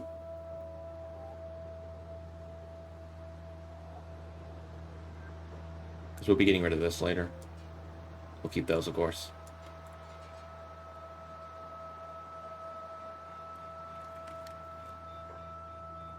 Alright, Iron HQ, here we come. Yeah, 139 damage, or health in our head is, again, not too shabby. Missing 36 health in my stomach and 39 in my chest is also, again, not too bad. I was unable to get A-Rags earlier, so I think the route we're going to take is after we leave Iron HQ, I'm going to head to... I'll head to the Hive Queen first, I think. We'll take out the Hive Queen to get her weapon. Then we'll go to Ashland Dome 3 to get the Masterwork A-Rags. Then, you know, Catlon, as we do. The real question, though, is do I want to fight Catlon, like let Agnu fight Catlon without Micro? He could beat him, but he also could lose horribly, and if he loses horribly, that's going to be a lot of wear damage. And I don't have dodge today. Normally, I would use like A-Rags and Clock Pants. That way, if I do happen to get hit, I can dodge out of the way. But I don't have that luxury today. We'll see how I feel about it later. We'll see. If I let my character fight him without micro, then I could just ignore the Storm Thralls, because they're not required then. So that could be like the benefit. You have dodge in the 70s, that's not very high. So with A-Rags, I would want to wear cloth pants. That way I have 20% bonus dodge, and I don't have like a penalty to it. Right now, we'd be using leg plates, which would drop my dodge by 40%. Catlon has an attack, because of his equipment, of 92. So, unless I was wearing like A-Rags and no pants at all, we wouldn't have a very good chance to dodge the follow-up hit after he staggers me.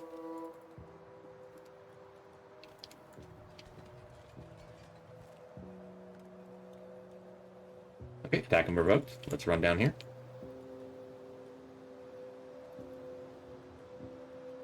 I feel like I didn't pull everybody, but I might have. Who knows? Yeah, equipment does indeed affect stats.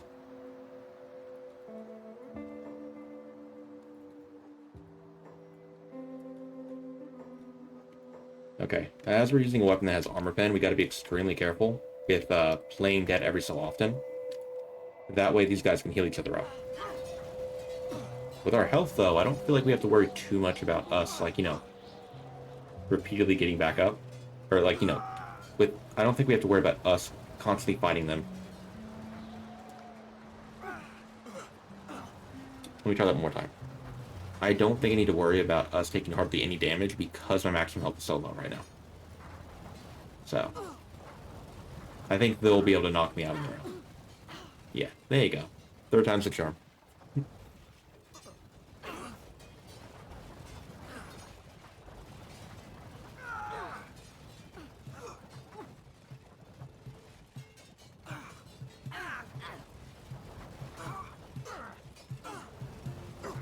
Dang, knocked that guy out already. You know, with the damage I'm seeing right now, I am going to go ahead and feign death for a moment. Like, I don't like the fact that I knocked out, I think it was 2 of them already. Might have been 1, it could have been 2.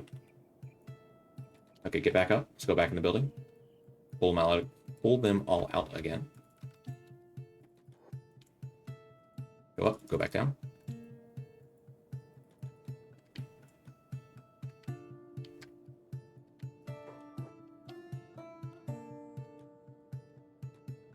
When you're playing as like a human character, you really don't have to worry about this because they will pretty consistently knock you out before their health gets too bad. But as a skeleton, it's a good idea to let them heal themselves up every so often. Not just because you have more health, like we don't really in this case, we don't have a lot of health right now, but we don't have access to tin can. You know, -5 attack on a helmet. Because we're a skeleton, we can't wear a helmet. Because of that, we'll be getting a lot less XP than a Scorchlander would when they fight here, or a Shek, or, you know, even a Hiver, God forbid, if played as one of those. And 5 attack might not seem like a lot, but let's say our attack level is 5 higher than their defense. That means we're only getting 80% XP. When a Scorchlander would be getting 100%. Or again, like, you know, a Shek, 100%. Or, a more, like, realistic example. Let's say we had... Let's say we're, like, really high level. Like, really high level attack. We have 20 levels of attack higher than them. 20 levels of attack higher than them means we're only getting 20% XP. Whereas a Scorchlander would be getting 40% XP, i.e. double XP. If an opponent is 22.5 levels below you, like your attack versus their defense, for, you know, attack XP or dexterity XP, you get 10% XP. Basically, every level they are below you, in, you know, the equivalent stat, is 4% less XP. All the way down to the minimum of 10%, which again is at 22.5. Let's go ahead and feign death again. Take off my leg. Click myself. That way I can repair myself while playing dead as well. How's their health looking? Okay, not too bad. Now, some people are pretty hurt, but that's okay. Also, us feigning death means that their hit multiplier will go down over time. So the increased chance for them to get hit and the body parts that we keep hitting are going to drop.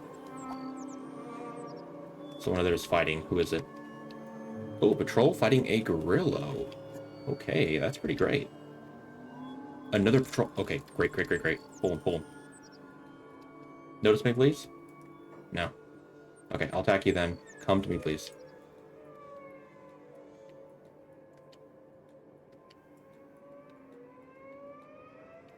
This patrol, their stats are very weak, granted.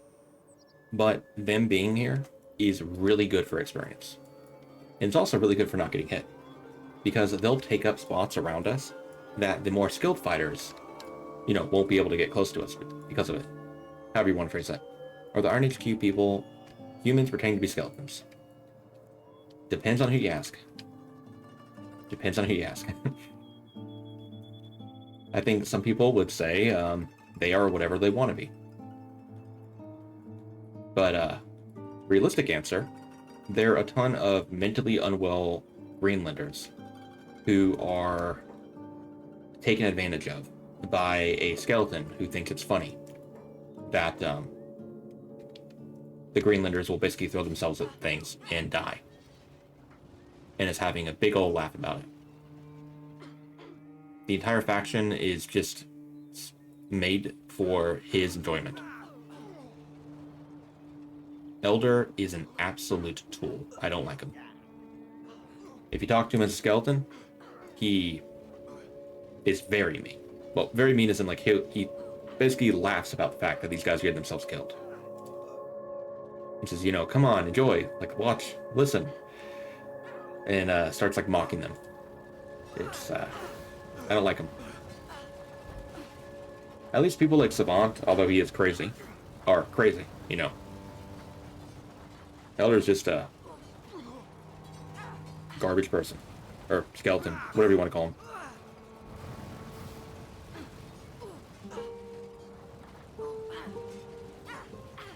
You guys notice right here how often we're getting hit right now compared to before? And that's because of the patrol that we have on us.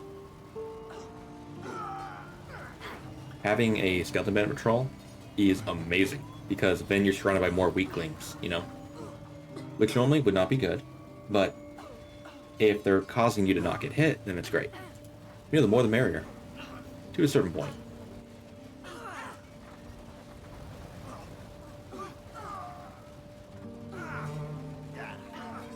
What a sad piece of lore. Yeah, I really don't like him. He's a jerk.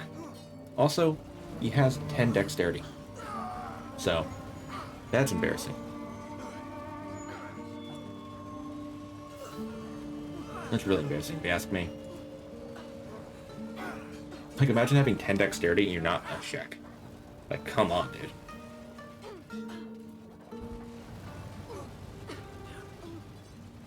dude. A slow jerk? Yeah.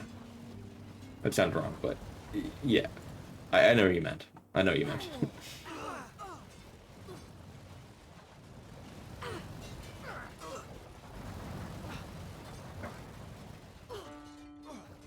Now, attack, I think I'm going to go for 90. Yeah. Reavers are here. That's a bit of an issue. I'm going to take away the bandages, and I'll take away the chest armor. That way I can tell I've looted them.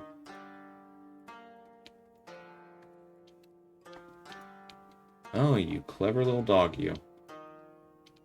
No, I gotcha. Or was it? There we are.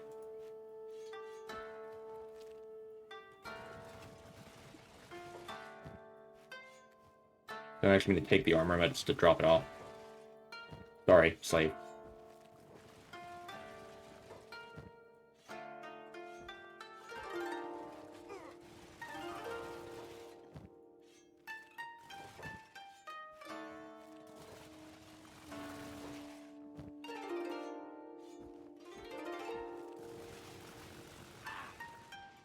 That guy probably has a crossbow, which is why he's all the way back here.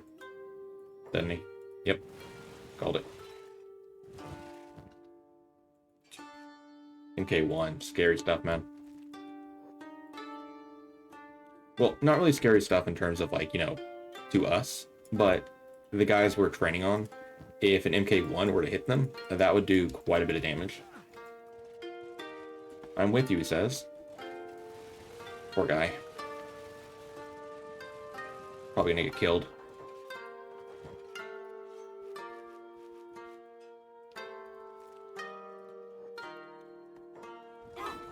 The patrol started to walk away. Let's get him back over to us.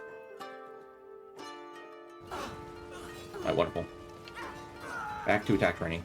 Now, unfortunately, the guys are going to get back up, like the guys who just got knocked out, eventually, and that will pull these guys away from us, but can't really do anything about that. We did all we could by taking away their medical supplies. Needs to go so hard, yeah. I love the Kenshi OST, man. It's great.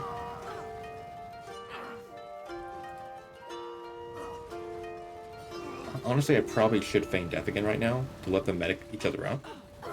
But at the same time, I don't want to risk losing that patrol group.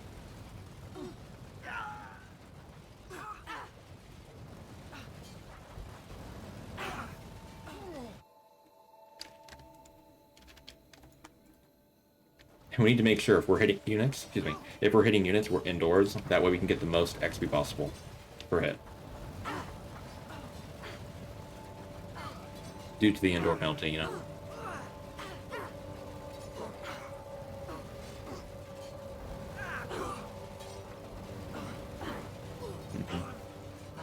Might be able to hit 90 very soon. We'll see.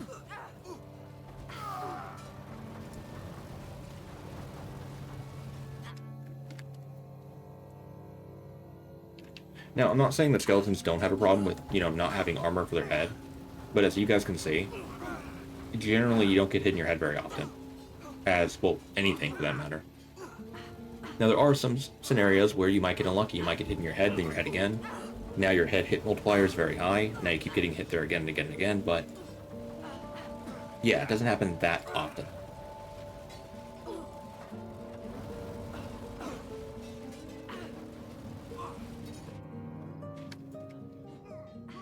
More guys fighting over there. Ooh, do not fight upstairs, my guy. Fight over here. Okay, I'm gonna let them repair each other real quick.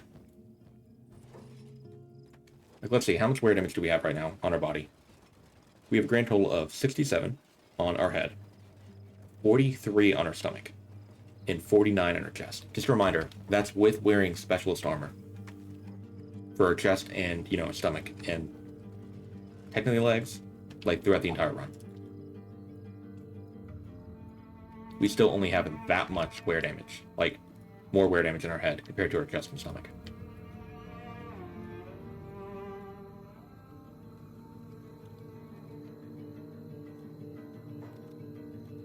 Again, obviously, head is definitely a weakness of a skeleton. But, it's not like that much of a weakness.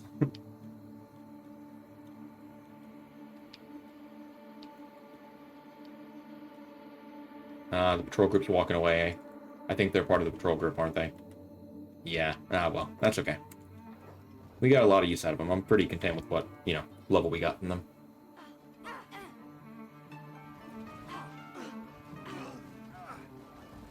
Oh, sorry, I was moused over stealth. I'm like, why am I not getting XP right now? We're hitting. That's weird. That was it.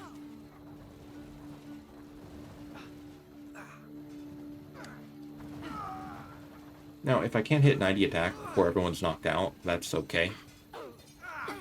We'll just move on.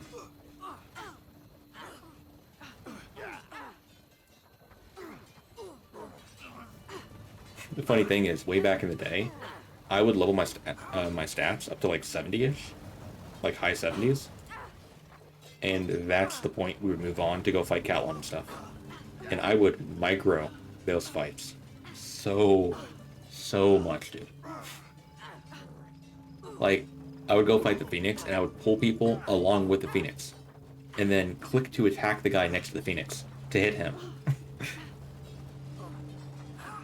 Then I found out leveling is heck of a lot easier than I thought it was. And we started going for like 80, then 85, then I'm like, wait, we just go for like 90. And that's like the standard I normally go for nowadays, is like 90 attack, 90 defense. Again, I didn't get any defense today. That's just because I don't feel like the defense is too important for the run for today. I value our health not being too low and, you know, wear damage wise, than having my defense a few more levels higher. Oh, I might get knocked out. Let me feint death here.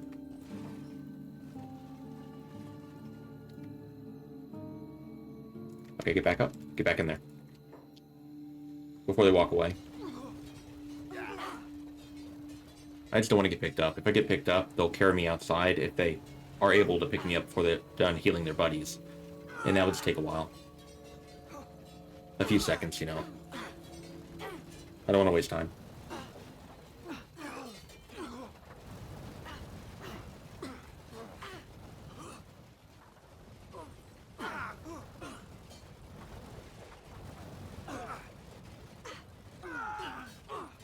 Might be able to hit 90 here. We don't know how much health they have left, though. The guys who are currently conscious. That's the scary part. All of them could be, like, very close to entering recovery coma.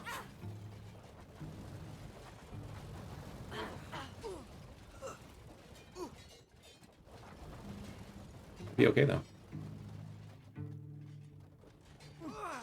I'm not gonna lie, that autosave right there scared the crap out of me. I thought it was crashing. I was about to say. Speaking of that, let me do a quick save here. There we are.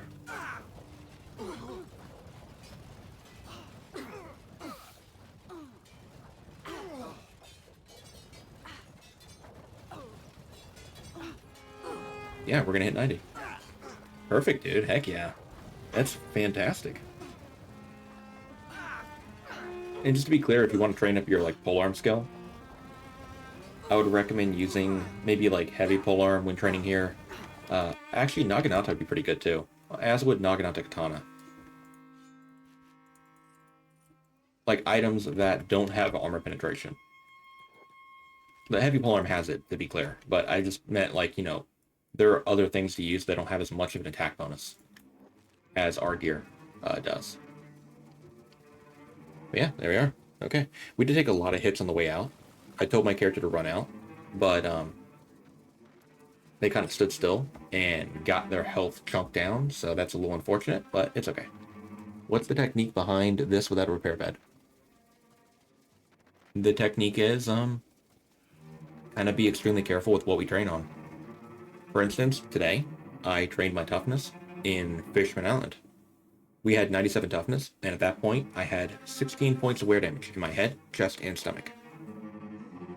Losing my limbs caused me to take like 7 more in my head. I think it was like 10 in my chest, and maybe it was 6 in my stomach. Because we had to get knocked out at the horrible ruin. That way I could use tools to break the lock on the peeling machine. And then we trained our defense in Mongrel. We trained attack in Howler's Maze, and, you know, then Iron HQ. And that's it, basically. Kind of caught y'all up on what we did today.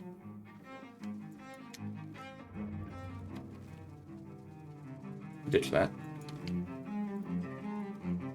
Right now, I'm making my way to...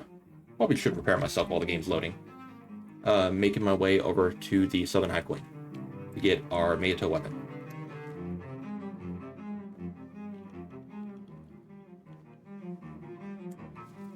There we are. Beautiful. We're just not wearing our pants because athletic penalty 8%, you know.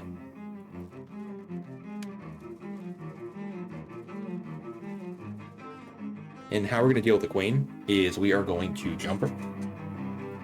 We are going to run away whenever we have a ton of soldier drones attacking us. And then we're just going to loop around. The Southern Hive Queen is extremely slow.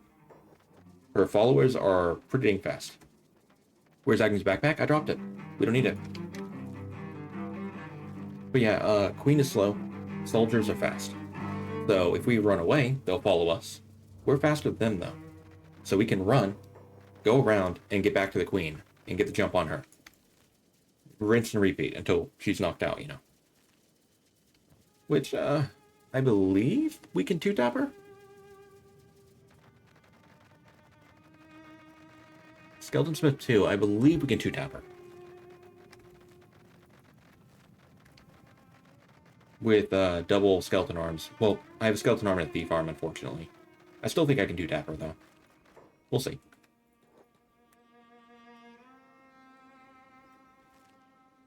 Provided we hit her, you know, in a body part that can knock her unconscious.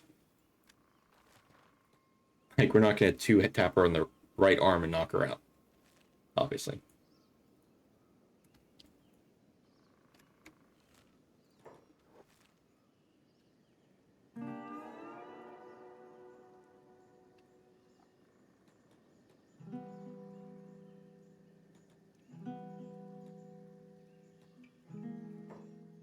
There's that freak of nature. My least favorite NPC in the entire game. Southern Hive King. Thankfully, we're not fighting him today. He is very annoying to put down.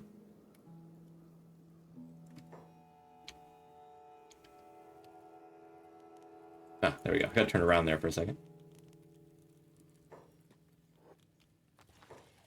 Oh yeah, fantastic. We can absolutely two-tap her. Darn, hit her in the chest than the head. I was hoping for a double chest, but that's fine. Walk over to here. They will hopefully follow me. Keep looping around here. And run back to the queen. Get her. Wonderful. There we go. And that is quite a sizable upgrade. Look at that. Almost double the blunt damage. And a little bit less than double the cut. Massive upgrade. Thank you, queen. Thank you. Leg hit, that's fine. Honestly, throughout this run, getting hit in the legs is going to be a blessing. Because we can always get a new one, you know? I'm going to avoid, to the best of my ability, using the trick where you take off your robotic limbs, save and load the game to heal them to full. Because I feel like that's a bit against the challenge. Bit, you know, counter to the whole idea behind the challenge, identity, whatever you want to call it. And it sounds like an awesome run. You're going to have to try it. Good luck if you do. You gotta be extremely careful with what you train on, though, because that wear damage can catch up really fast.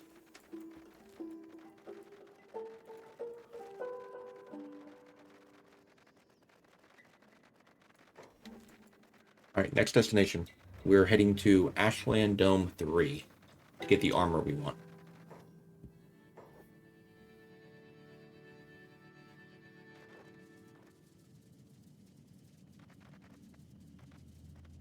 Sorry, I had a message real quick.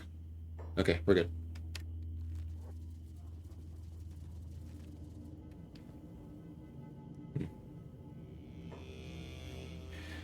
Unusual weapons that are sometimes used by hunters as their reach makes them good for taking down animals.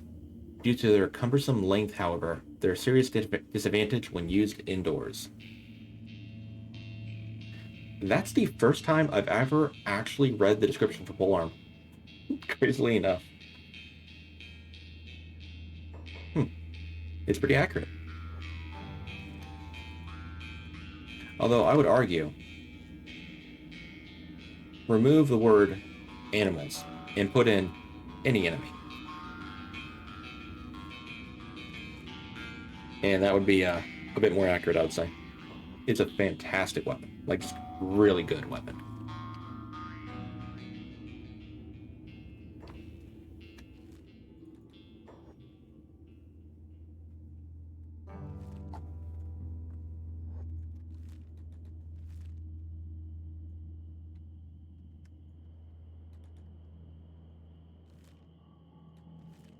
Oh, no. Keep going up there, buddy.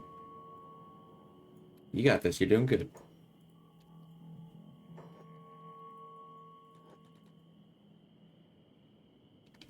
All right. Pants on.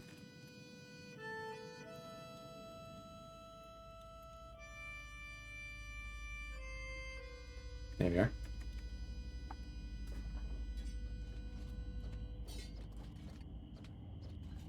Ah, just so sweet, dude. It's so sweet. You just thought of? It is kind of odd that skeletons in Kenshi don't have wear damage on them. Like, normal ones you encounter in the wild. You'd think that, like, Catlon, because he doesn't have a repair bed, you know, especially, you'd think that he would have a little bit of wear damage on him, wouldn't you?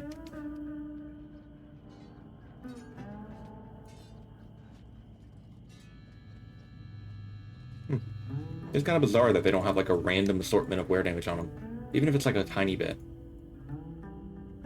If only that was something we had the ability to mod in. But we don't, unfortunately.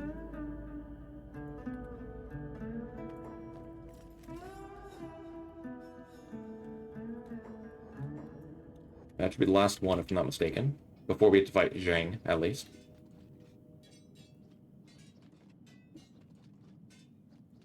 Don't think we've been struck once here.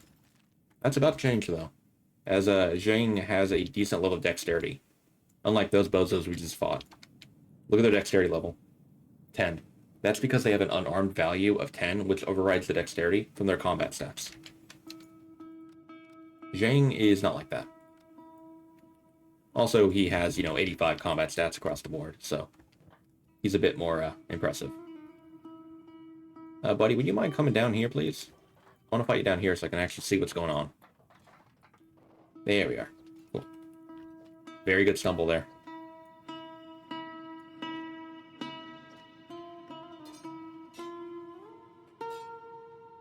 And I cannot wait till we get ourselves a Masterwork Skeleton Arm.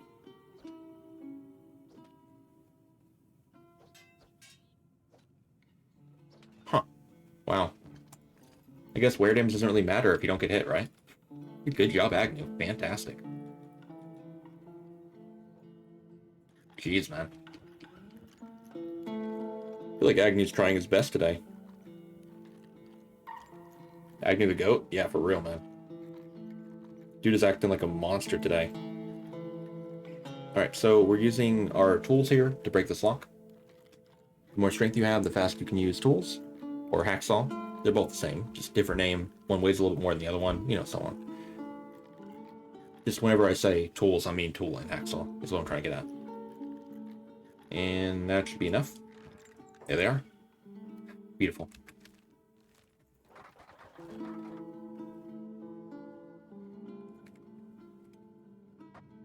And that's an artifact spawn, by the way. That's why it's always here. A-Rags, yeah. Not to be confused with armored rags. But, the good A-Rags, Although I will say, armored rags look really cool. It's a real shame that they're not better.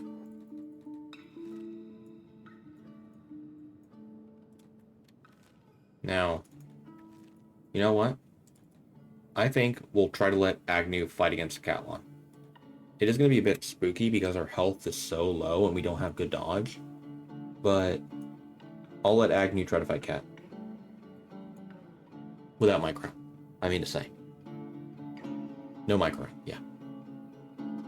Now, when I say no microing, if I happen to be hit, I might hold my pants up. That way I could potentially dodge out of the way. But, I'm not going to be, moving out of the way of attacks. Is what I mean. But, if I'm going to be doing that, what I have to do first is go into the room, save, reload. Maybe not reload. Load's the better term to say. We want to cancel his dialogue. That way we don't have storm trolls coming in. I'm doing this because I would like to avoid having to fight the storm trolls. If at all possible, to save health.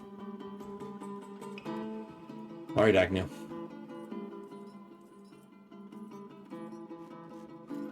It's in your hands, bud.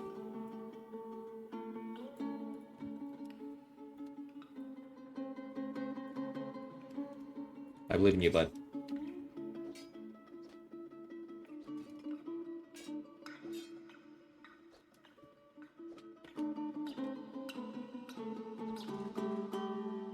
So far, hitting him in the arms like crazy is really not great.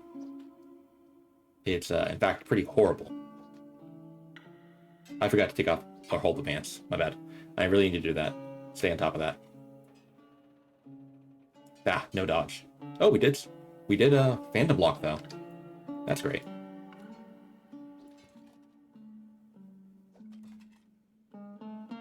He didn't stumble me with that hit. Hey, Ant, how you doing, man? Nothing much, dude. Just seeing how well Agnu does here against Catlon. We hit his leg down below 0, didn't we? You little cheating son of a gun.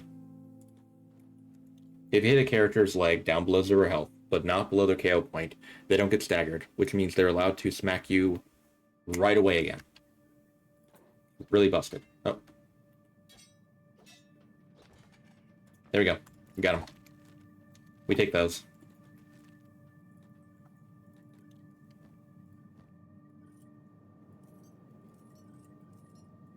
Had to back away because their left arm went down below 0 health.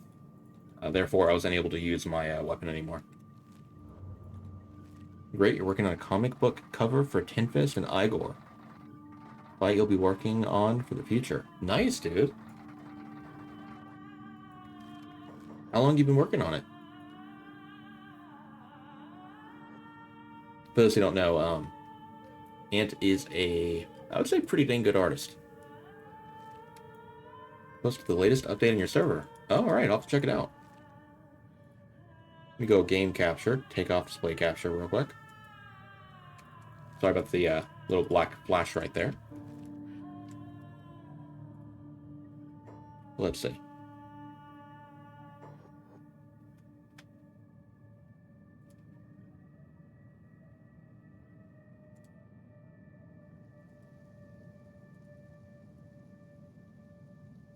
Dude, that's sick. That is sick. Here. I like that a lot, man. Dang. Dude, I wish I was a good artist. I'm jealous. That's awesome. That's awesome. Good work, dude.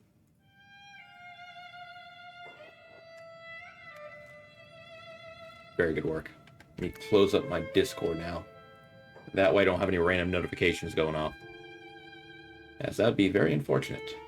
There we go. You haven't started the rough draft for the comic because you want to make sense on how these two would meet without the player's interaction. It would probably be an Igor's raid on Spring, honestly.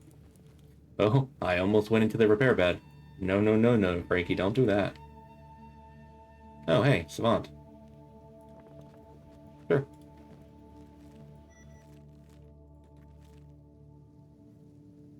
We're gonna fight him. We're gonna fight him. I just wanted to fight him outside because I don't want to have that annoying bug. Tanker attack stat, you know?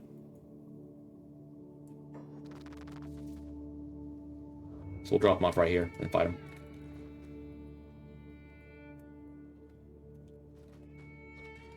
First hit on me. Dang it, Savant. Lucky you, my guy. Very lucky you. Ah, he's phantom blocking. Oh, then he stopped. Okay. Sometimes when you attack a character who's like neutral, for some reason, you don't get the first attack in, even if you have a much higher attack level than your opponent. Like, you can attack Tengu sometimes, and Tengu will get the first attack in. It's really weird.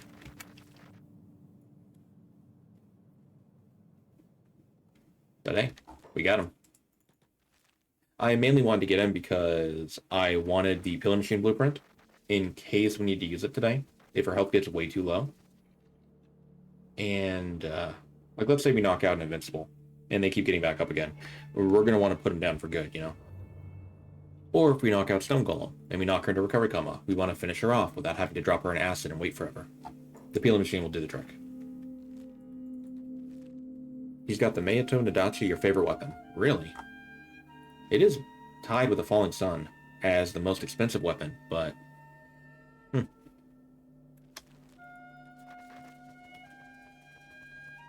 I would say Nadachi is probably my favorite katana, but I'm not a big fan of katanas, so that's not saying too much. See you later, Cloud9. Have a good one, man. You gonna watch the rest tomorrow? Enjoy? Thank you. Will do. Have a good one, man. It was good to see you again. And let's see. The fight would obviously be extended, since we know in the game it takes 3 punches from Tin Fist to win. Yeah. If it was actually in-game, Igor does not have a good defense level. Igor does not have a good dexterity level. He has a lot of strength, but that doesn't really benefit the Desert Saber. He has specialist quality, rare chance of masterwork, armor. So, yeah, I would say Igor wins that fight. Or sorry, Igor loses that fight a vast majority of the time. Because if you can't defend against martial arts, you're a goner. Brother had to be nerfed to not be a menace. Even if Igor did have a good level of dexterity, that would still go to Tin Fist. Like, even though Tin Fist, kind of like Igor, doesn't have a good defensive stat. Like, his dodge is pretty trash. Igor's not going to do a lot of damage to Tin Fist. But when Tin Fist hits Igor, that's going to be a lot of damage. He's a Hyver, that's enough of a nerf. Yeah. I feel kind of bad for Hyvers. And I feel kind of like I've cultivated this hate, or this like mocking towards them. Because whenever I explain a Hyver, I'm just like, oh my god, the poor thing. And then my chat says the same thing. But I mean, it's true though, it's true. Hyvers are very bad.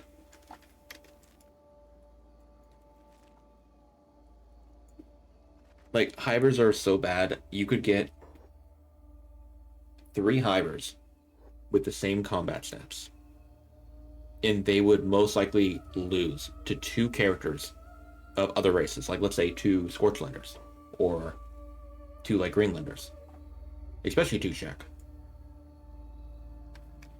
They're just not great at combat. And I know that's the whole idea behind Hyvers. They're not supposed to be great at combat. They're supposed to be, like, you know, disposable or whatever to the Hive. But, man, it's rough. It's real rough. You wish for their chest problem to be fixed in Kenshi 2? I hope in Kenshi 2, there's some kind of mechanic. Like, imagine this, okay? If your character gets their defense level up higher, maybe you can choose what body part to try to protect more. That'd be awesome. Like, maybe your character focuses on, you know, blocking chest hits. If that was the thing, though, Hyvers would probably be overpowered. If they could, like, you know, decide, oh, I don't want to get hit here. Maybe you could come with, like, a downside. Like, if you do focus on protecting your chest, then your other body parts might take, like, a slightly increased amount of damage. Mechanics like that would be, like, really cool. Definitely sounds too elaborate, though, for it to be, like, you know, in the original Kenshi. But, you know, when they're updating to Kenshi 2, maybe that's something they could work on. Or they could replace the Hyver combat move speed that they have right now and replace it with combat speed. Like Hyver Worker Drone, Hyver Prince, for those who don't know, they have an increased combat move speed. What that means is when your character is like walking towards someone with their weapon drawn, that like kind of shuffle, that's combat move speed. They move slightly faster than other races to get to their target when they're actually in that like shuffle animation. If they swap that out for actual combat speed, that'd be great. That would benefit Hyvers a ton, because then Hyvers who are lower level would attack faster and block faster than other races. It would still make them bad in the late game, because other races can hit that maxed attack speed and block speed. Like our character, for instance, right now, we have maxed attack and block speed when we actually enter combat. But it would benefit Hyvers in some way. And I feel like it would kind of like fit their theme, you know? Like low stats, but they're still like very dangerous to deal with in numbers. One of your ideas to make the fight better in the comic is for Igor to use a grappling. Use more grappling to take good use of his strength. I could see him doing that. I mean, he does have some of the highest strength levels in the entire game, so that would definitely fit his character. That's a really good idea, man. I like that one a lot. Now, we're going to have to pick our fights very carefully here. I am not going to fight the policeman. We're going to walk right in, and we're going to start chipping down at the guards here.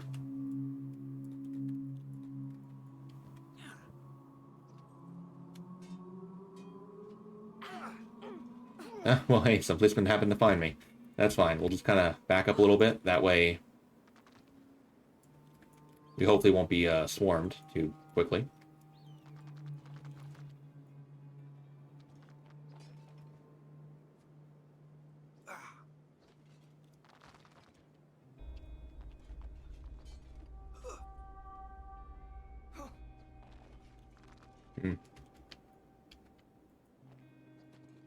Wonderful hit there.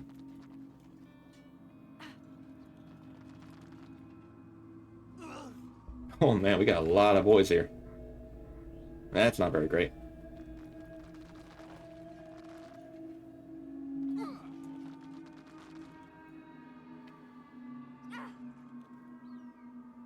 Again, I don't normally use hit and run tactics like this. But yeah, we want to make sure we keep our wear damage at the point it is right now. We don't want to let it go out of control.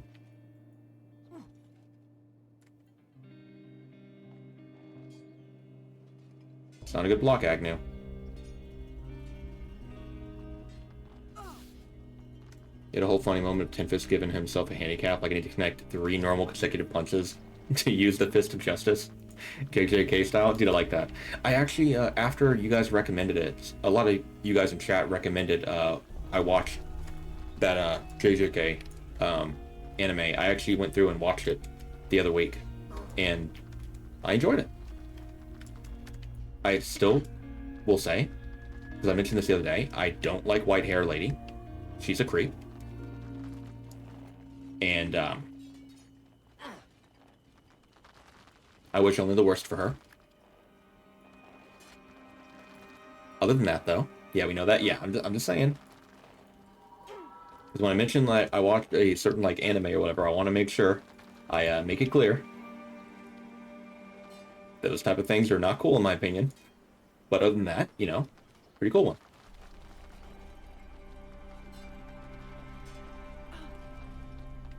Pretty cool one.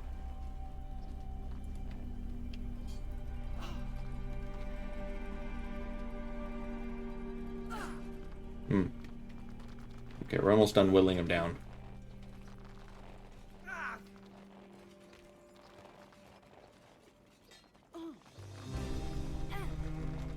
Wonderful hit in the leg there.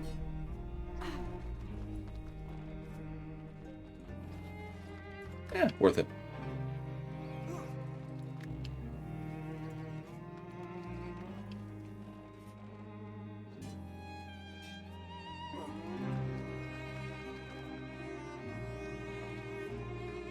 I was thinking of making the fight more interesting, to make you think what will happen if Tin Fist lands the Fist of Justice. I'm interested to see how you, like what you do with it, man.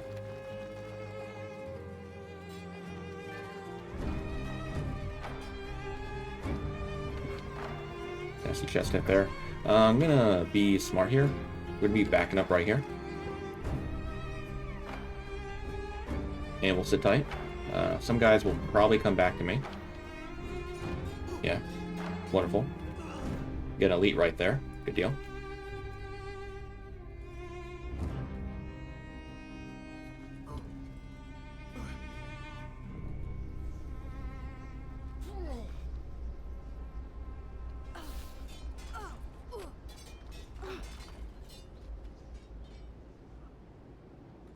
Back up again. I can't let myself get too overconfident.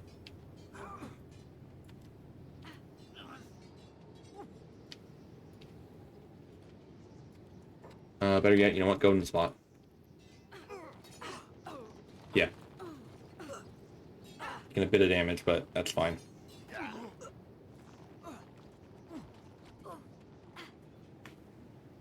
Look how big Agnu is next to these guys. Well, they're Scorchlinders, to be fair. So, Scorchlinders are, pretty short. Pretty dang short.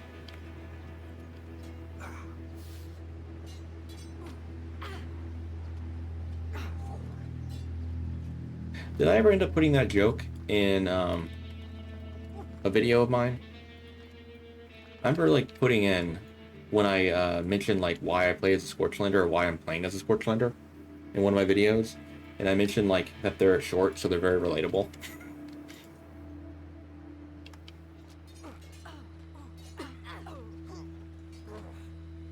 Ah, yes, got him down. Beautiful. I think I mentioned that in a defense guide, didn't I?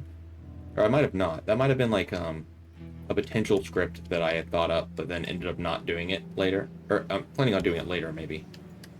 Let's run over here.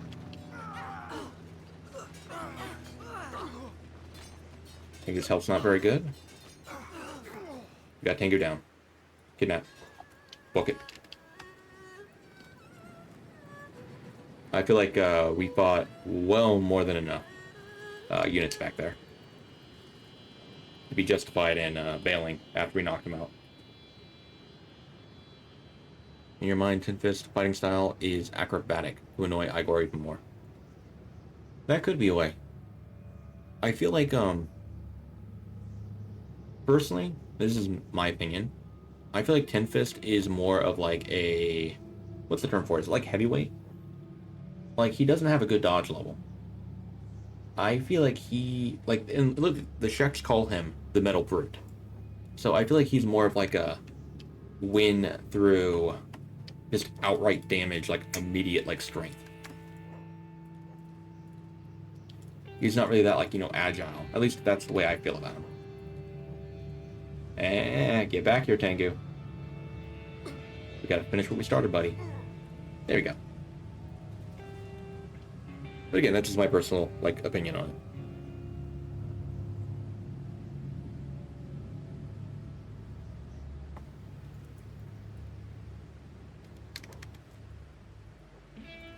Alright.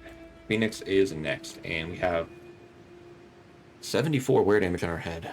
That's alright. That's alright. You didn't know the Shrek's calling that? Yeah, if you kill off Tin Fist, or defeat him, like turn him in, when you approach the Sheks, they'll actually mention, like, oh, so you took down the Metal Bird, eh? Impressive. Something along those lines. I just know that Metal Bird is the nickname they have for him.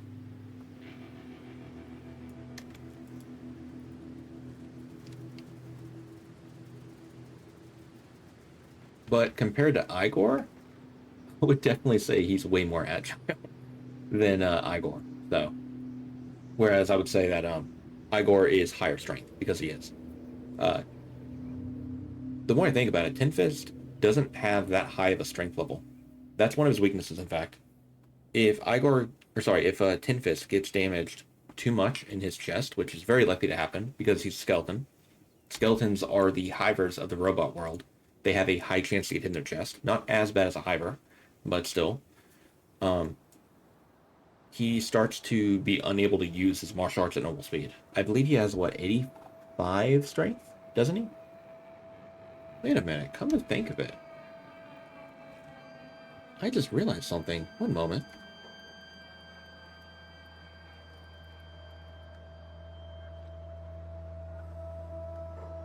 No, he has 90 strength. Okay. I thought for a moment that both him and Catlon had the same strength level. I was about to start going all conspiracy theory for a second. But no, yeah, you're right. He has 90. Catlon has 85.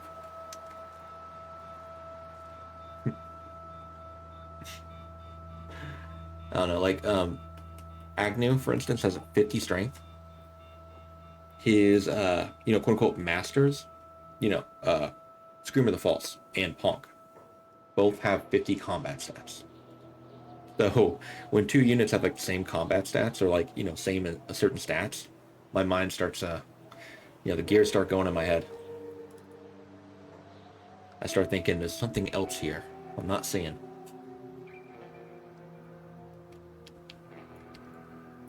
Where the guy uses a heavy weapon has less strength than the striker? Yeah, it is weird. It could be because Tin Fist is like losing, Catlon's like losing his edge. He's kind of going insane. That could definitely be it. Okay, we're saving loading here. That way the town will load in correctly. Want to make sure nobody's AI is kind of acting all wonky.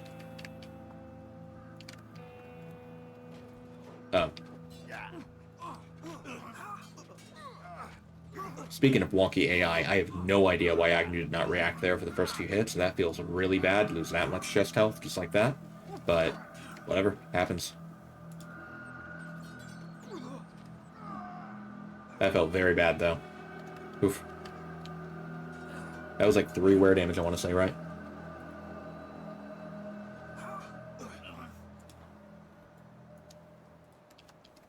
I gotta take hold off. Let's let Agnu just go ahead and do his thing.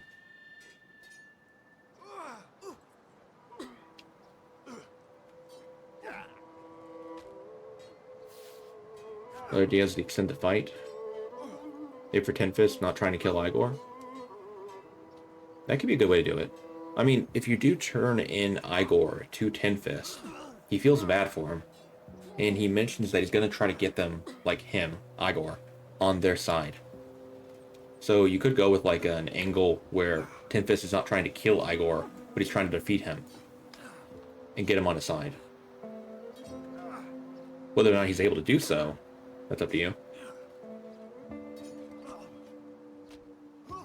But that could be a good angle. And that would explain why 10 Fist is not actually killing Igor, even though he definitely would in an actual fight. Well, not really kill, like put him down. Because of the negative wound degeneration level that Igor has, he really wouldn't kill him. He'd just, you know, knock him unconscious. Into recovery coma.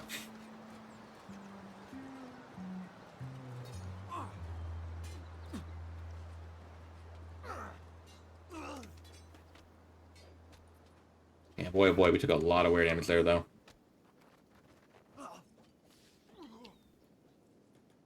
Igor, the sponge of hit. Yeah.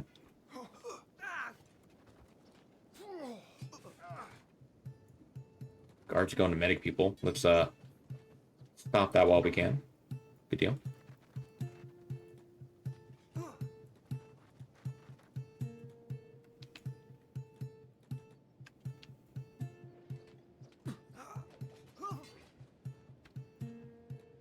Ten damage hit is 0.4 health, like maximum health lost, so that feels pretty bad.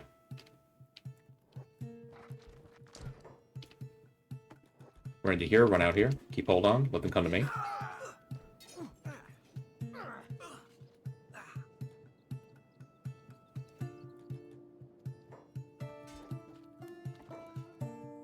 Let's heal, that way somebody will get mad at me, hopefully, and come after me. Good, good, good. What do you mean how Igor is taken as a joke in the Reddit sub most of the time? Honestly, I feel like a lot of people give Igor a lot of respect. I mean, to be clear, Igor is a powerful unit. It just, compared to the other, like, titans you can fight against in the game, he doesn't do that well.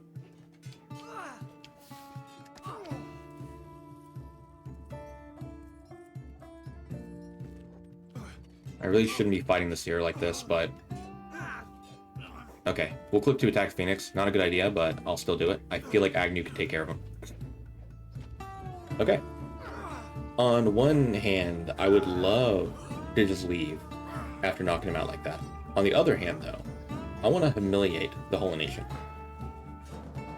I want them to know that they couldn't even defeat a skeleton who is worn down so much that he can hardly take a few hits before getting knocked out.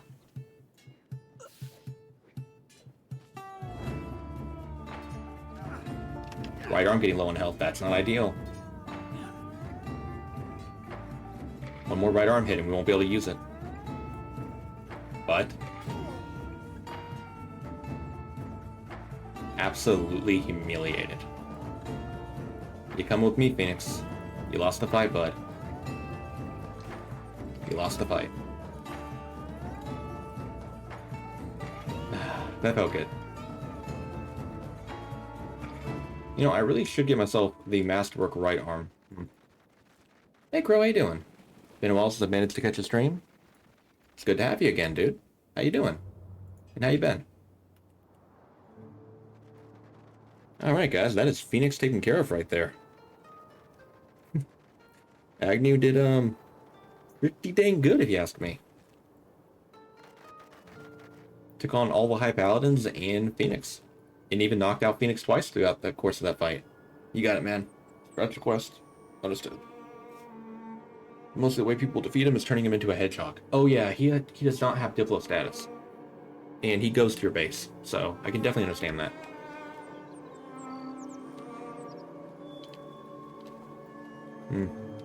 I don't think these Fogmen are going to play, like, nice.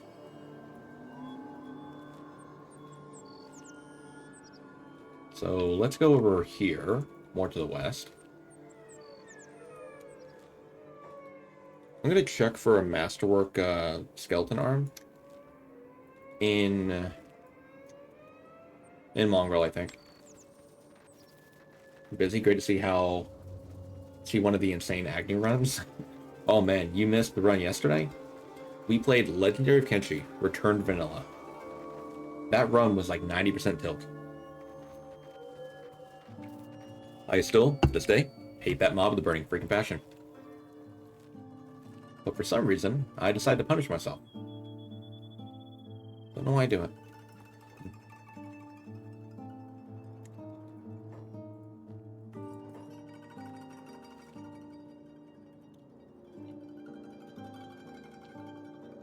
We'll keep leveling up our robotics while we wait here. For no reason other than, I like seeing skill level go up, you know? Makes me happy. Legendary Kenshi is certainly one of the mods of all time. To be clear, we played the Return to Vanilla version. I am not as much of a masochist. Like, I was gonna say masochist to do like the Legendary Kenshi normal one solo. But even if you did do the normal one solo, the only way you could take out Catlon is very, very slowly whittling him down with extremely rare hits, you know, through wear damage. And that would take, again, an eternity to finish. How long did that fight take us again? Did anybody keep count? Because I know I sure as heck didn't. I feel like that fight against Catlon took like 40 minutes. It could have even been longer. It could have been longer. The fight is miserable. I looked into it, by the way. He has a 2.5 heal rate. I thought it was like 3.6 something. It's 2.5, but he has 400 health. Which, you know, means he heals, what is it, 10 health every 22 minutes of game time? And he has 400 health, so, like, he's extremely, extremely tanky. It's not a fun fight. Oh, wonderful. Lobby. They have a left and a right Masterwork skeleton arm.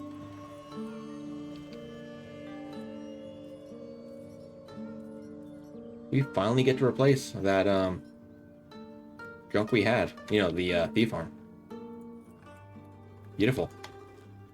You have like a left scout leg too? Specialist? I will take that. I'll get rid of the repair kit right there. Ah, there we are. Oh man, look at us now. We are so tanky. We have so much health in our limbs now. Wonderful.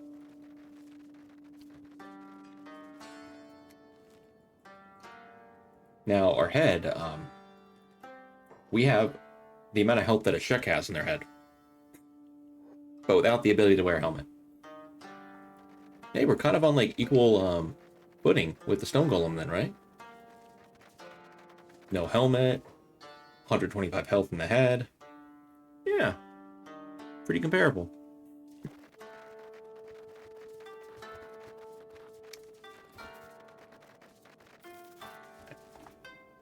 One thing I love is when people use Catlon as an example for why like a Shek could be better than a skeleton, and they forget to acknowledge the fact that Catlon only has 150 health in every part of his body, so he only has 25 more health than a, you know, Shek does.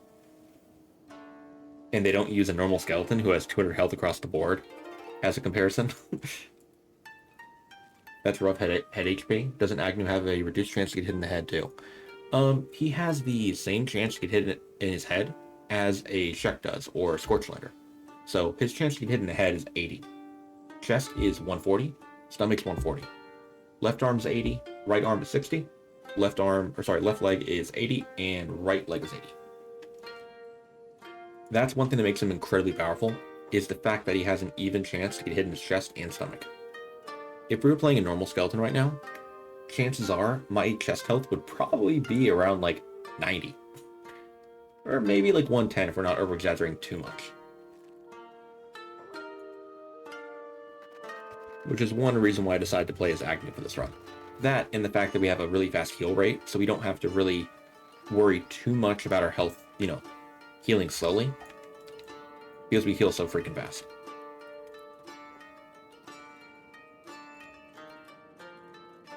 Alright, let's go get our hands on a building material if we can.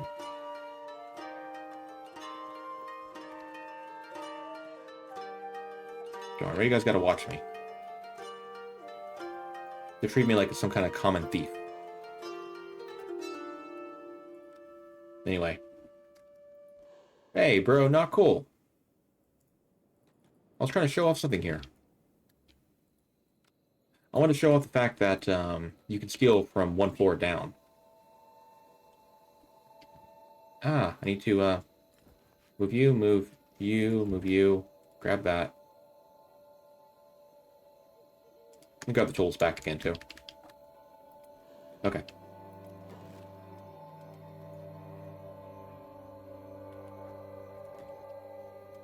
I feel like they targeted me, solely based on the fact that I'm Agnu.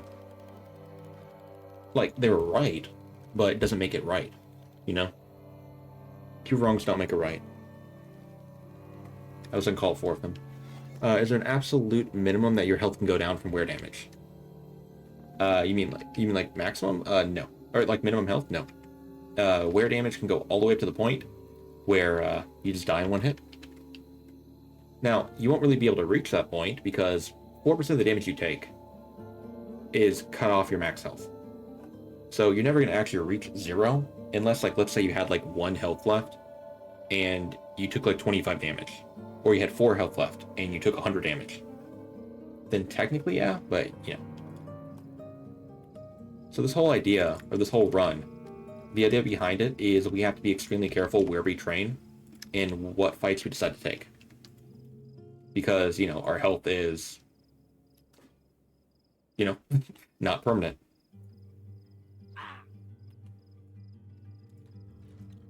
I will say, though, I am very thankful that skeletons can heal wear damage very easily in base game, because good lord, man.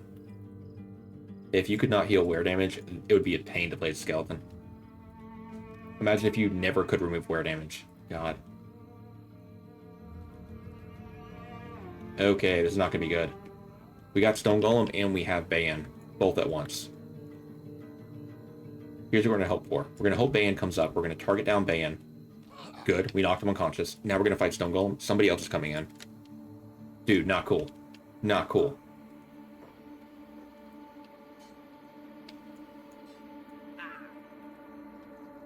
Man, Agnu totally would have won this fight too, 1v1 against Stone Golem. But we have a bozo coming in. Oh, wait.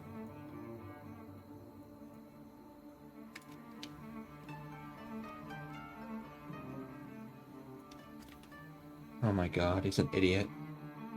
Oh my god, he's a complete idiot. We closed the door on the guy and he's trying to break out now. I suppose he saw what... Oh my god, I thought he was trying to get away. He just saw a door and he's like, must smash door. Oh my god. The Shek are not doing very good at fighting the allegations, I'll tell you that right now. You stop? My guy, you broke down my door. Tick. Don't tick me, Stone Golem. Let's fight.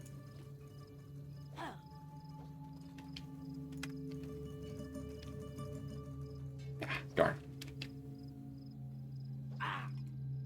He has door phobia. It triggered his fight or flight. I mean, he was fighting, that's for dang sure.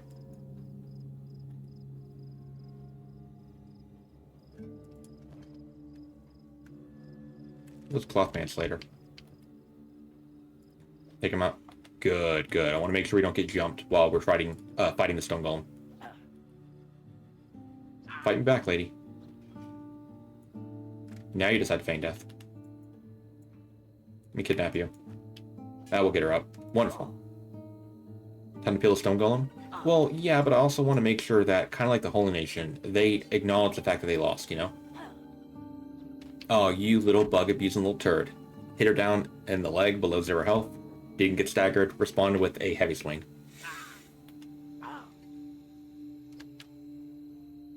Oh, getting hit in my leg. I appreciate that.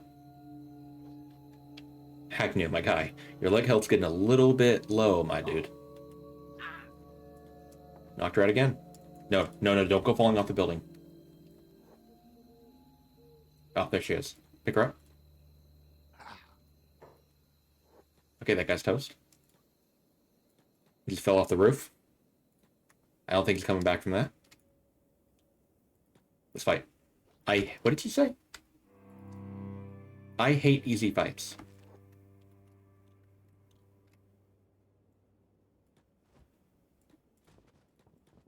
That's just rude.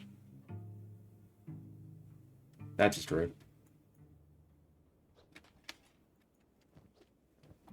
Leg again. You little cheater. The disrespect, I mean, for real.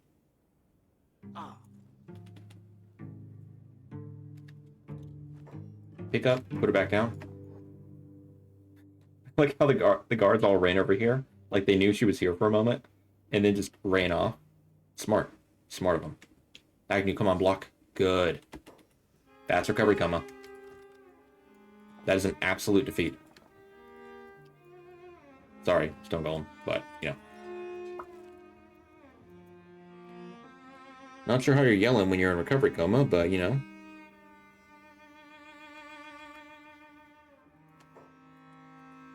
Hey, that's illegal.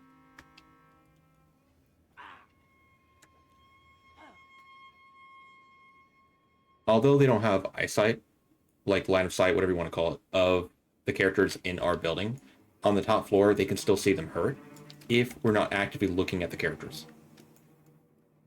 So I actually have to look at this angle. Otherwise, they'll know that someone's hurt upstairs, go to run up there, and then notice a stone golem in here. And then try to free her. Sleep talking? Yeah.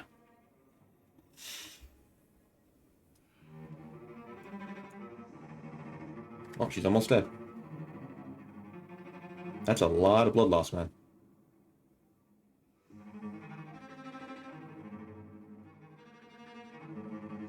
Healing machines are kind of weird.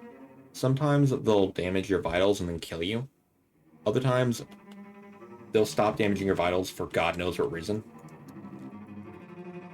Until all of your vitals are low enough. It's weird. Anyway, guys, we have one last target now. Bugmaster. And we actually have a heck of a lot more health in our head right now than we did the last time I did a run like this, I want to say. I want to say the last time we did a no repair bed run, we had like 100 in, I think it was like 8 or 107 health in our head. Now, granted, we're not done with the run yet, so we could get absolutely thrashed by the spiders. They are like some of the most difficult units we fight in the run for a character who doesn't have heavy armor on them right now. But, you know.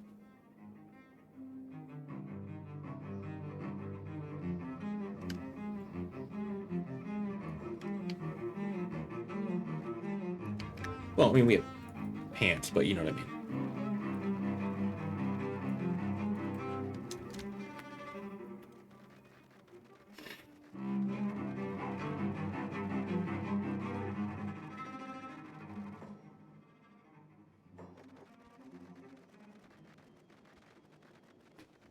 How much health missing in the chest? 66. So 74 in the head, 66 in the chest, and 58 in the stomach.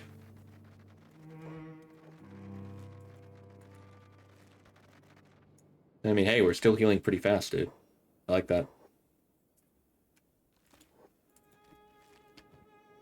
Again, though, heal rate is tied to... Well, how fast you heal is tied to your heal rate and your maximum health. right now our maximum health is a lot lower, so we actually are healing up much slower. That being said, though, we're still healing up faster than, like, a Shek would, a Scorchlander, you know, so on. In fact, I believe in my head, I'm still healing up faster than a Greenlander in a camp bed, aren't I? Might be. Whatever 1.4 multiplied by 3. We're talking about, like, stomach, yeah. Because stomach, we're healing up 4.2 health every 22 minutes of game time. So in my stomach, I'm still healing up faster than a Greenlander in a camp bed. At least. The heal rate is the worst thing about Shek. The fact that heal rate is tied to how fast a character regenerates their blood is why Shek are bad. Or why Shek don't feel good to play, I'll say. For me, at least. When I defense train on a Shek, it can take like 2 days of game time because of how slowly that blood regenerates. You can defense train faster on a Greenlander than you can a Shek. It's rough, man. Ooh, double head hit. Good for you, buddy. Pay you back with one of my own.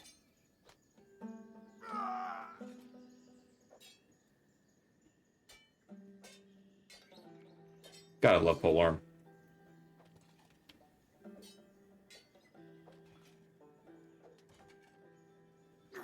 It's so good. Got him. There we are. Not divisible by 5, so I don't care how many we have. We're trying to hopefully one day get like an 800 teeth, and one day to get like a 1200 teeth, as that's the minimum maximum teeth you can get. The ones are good, like most in real life history. Yeah, I agree. Who would have known? You get a stick, make it real long, you get a little pony thing on the end of it, and it's pretty good. Look at that, guys. Not too bad. 77 in the head, 70 in the chest, stomach being 59. And then limbs mostly don't have any because, you know, they're robotic limbs that we can swap out at will. So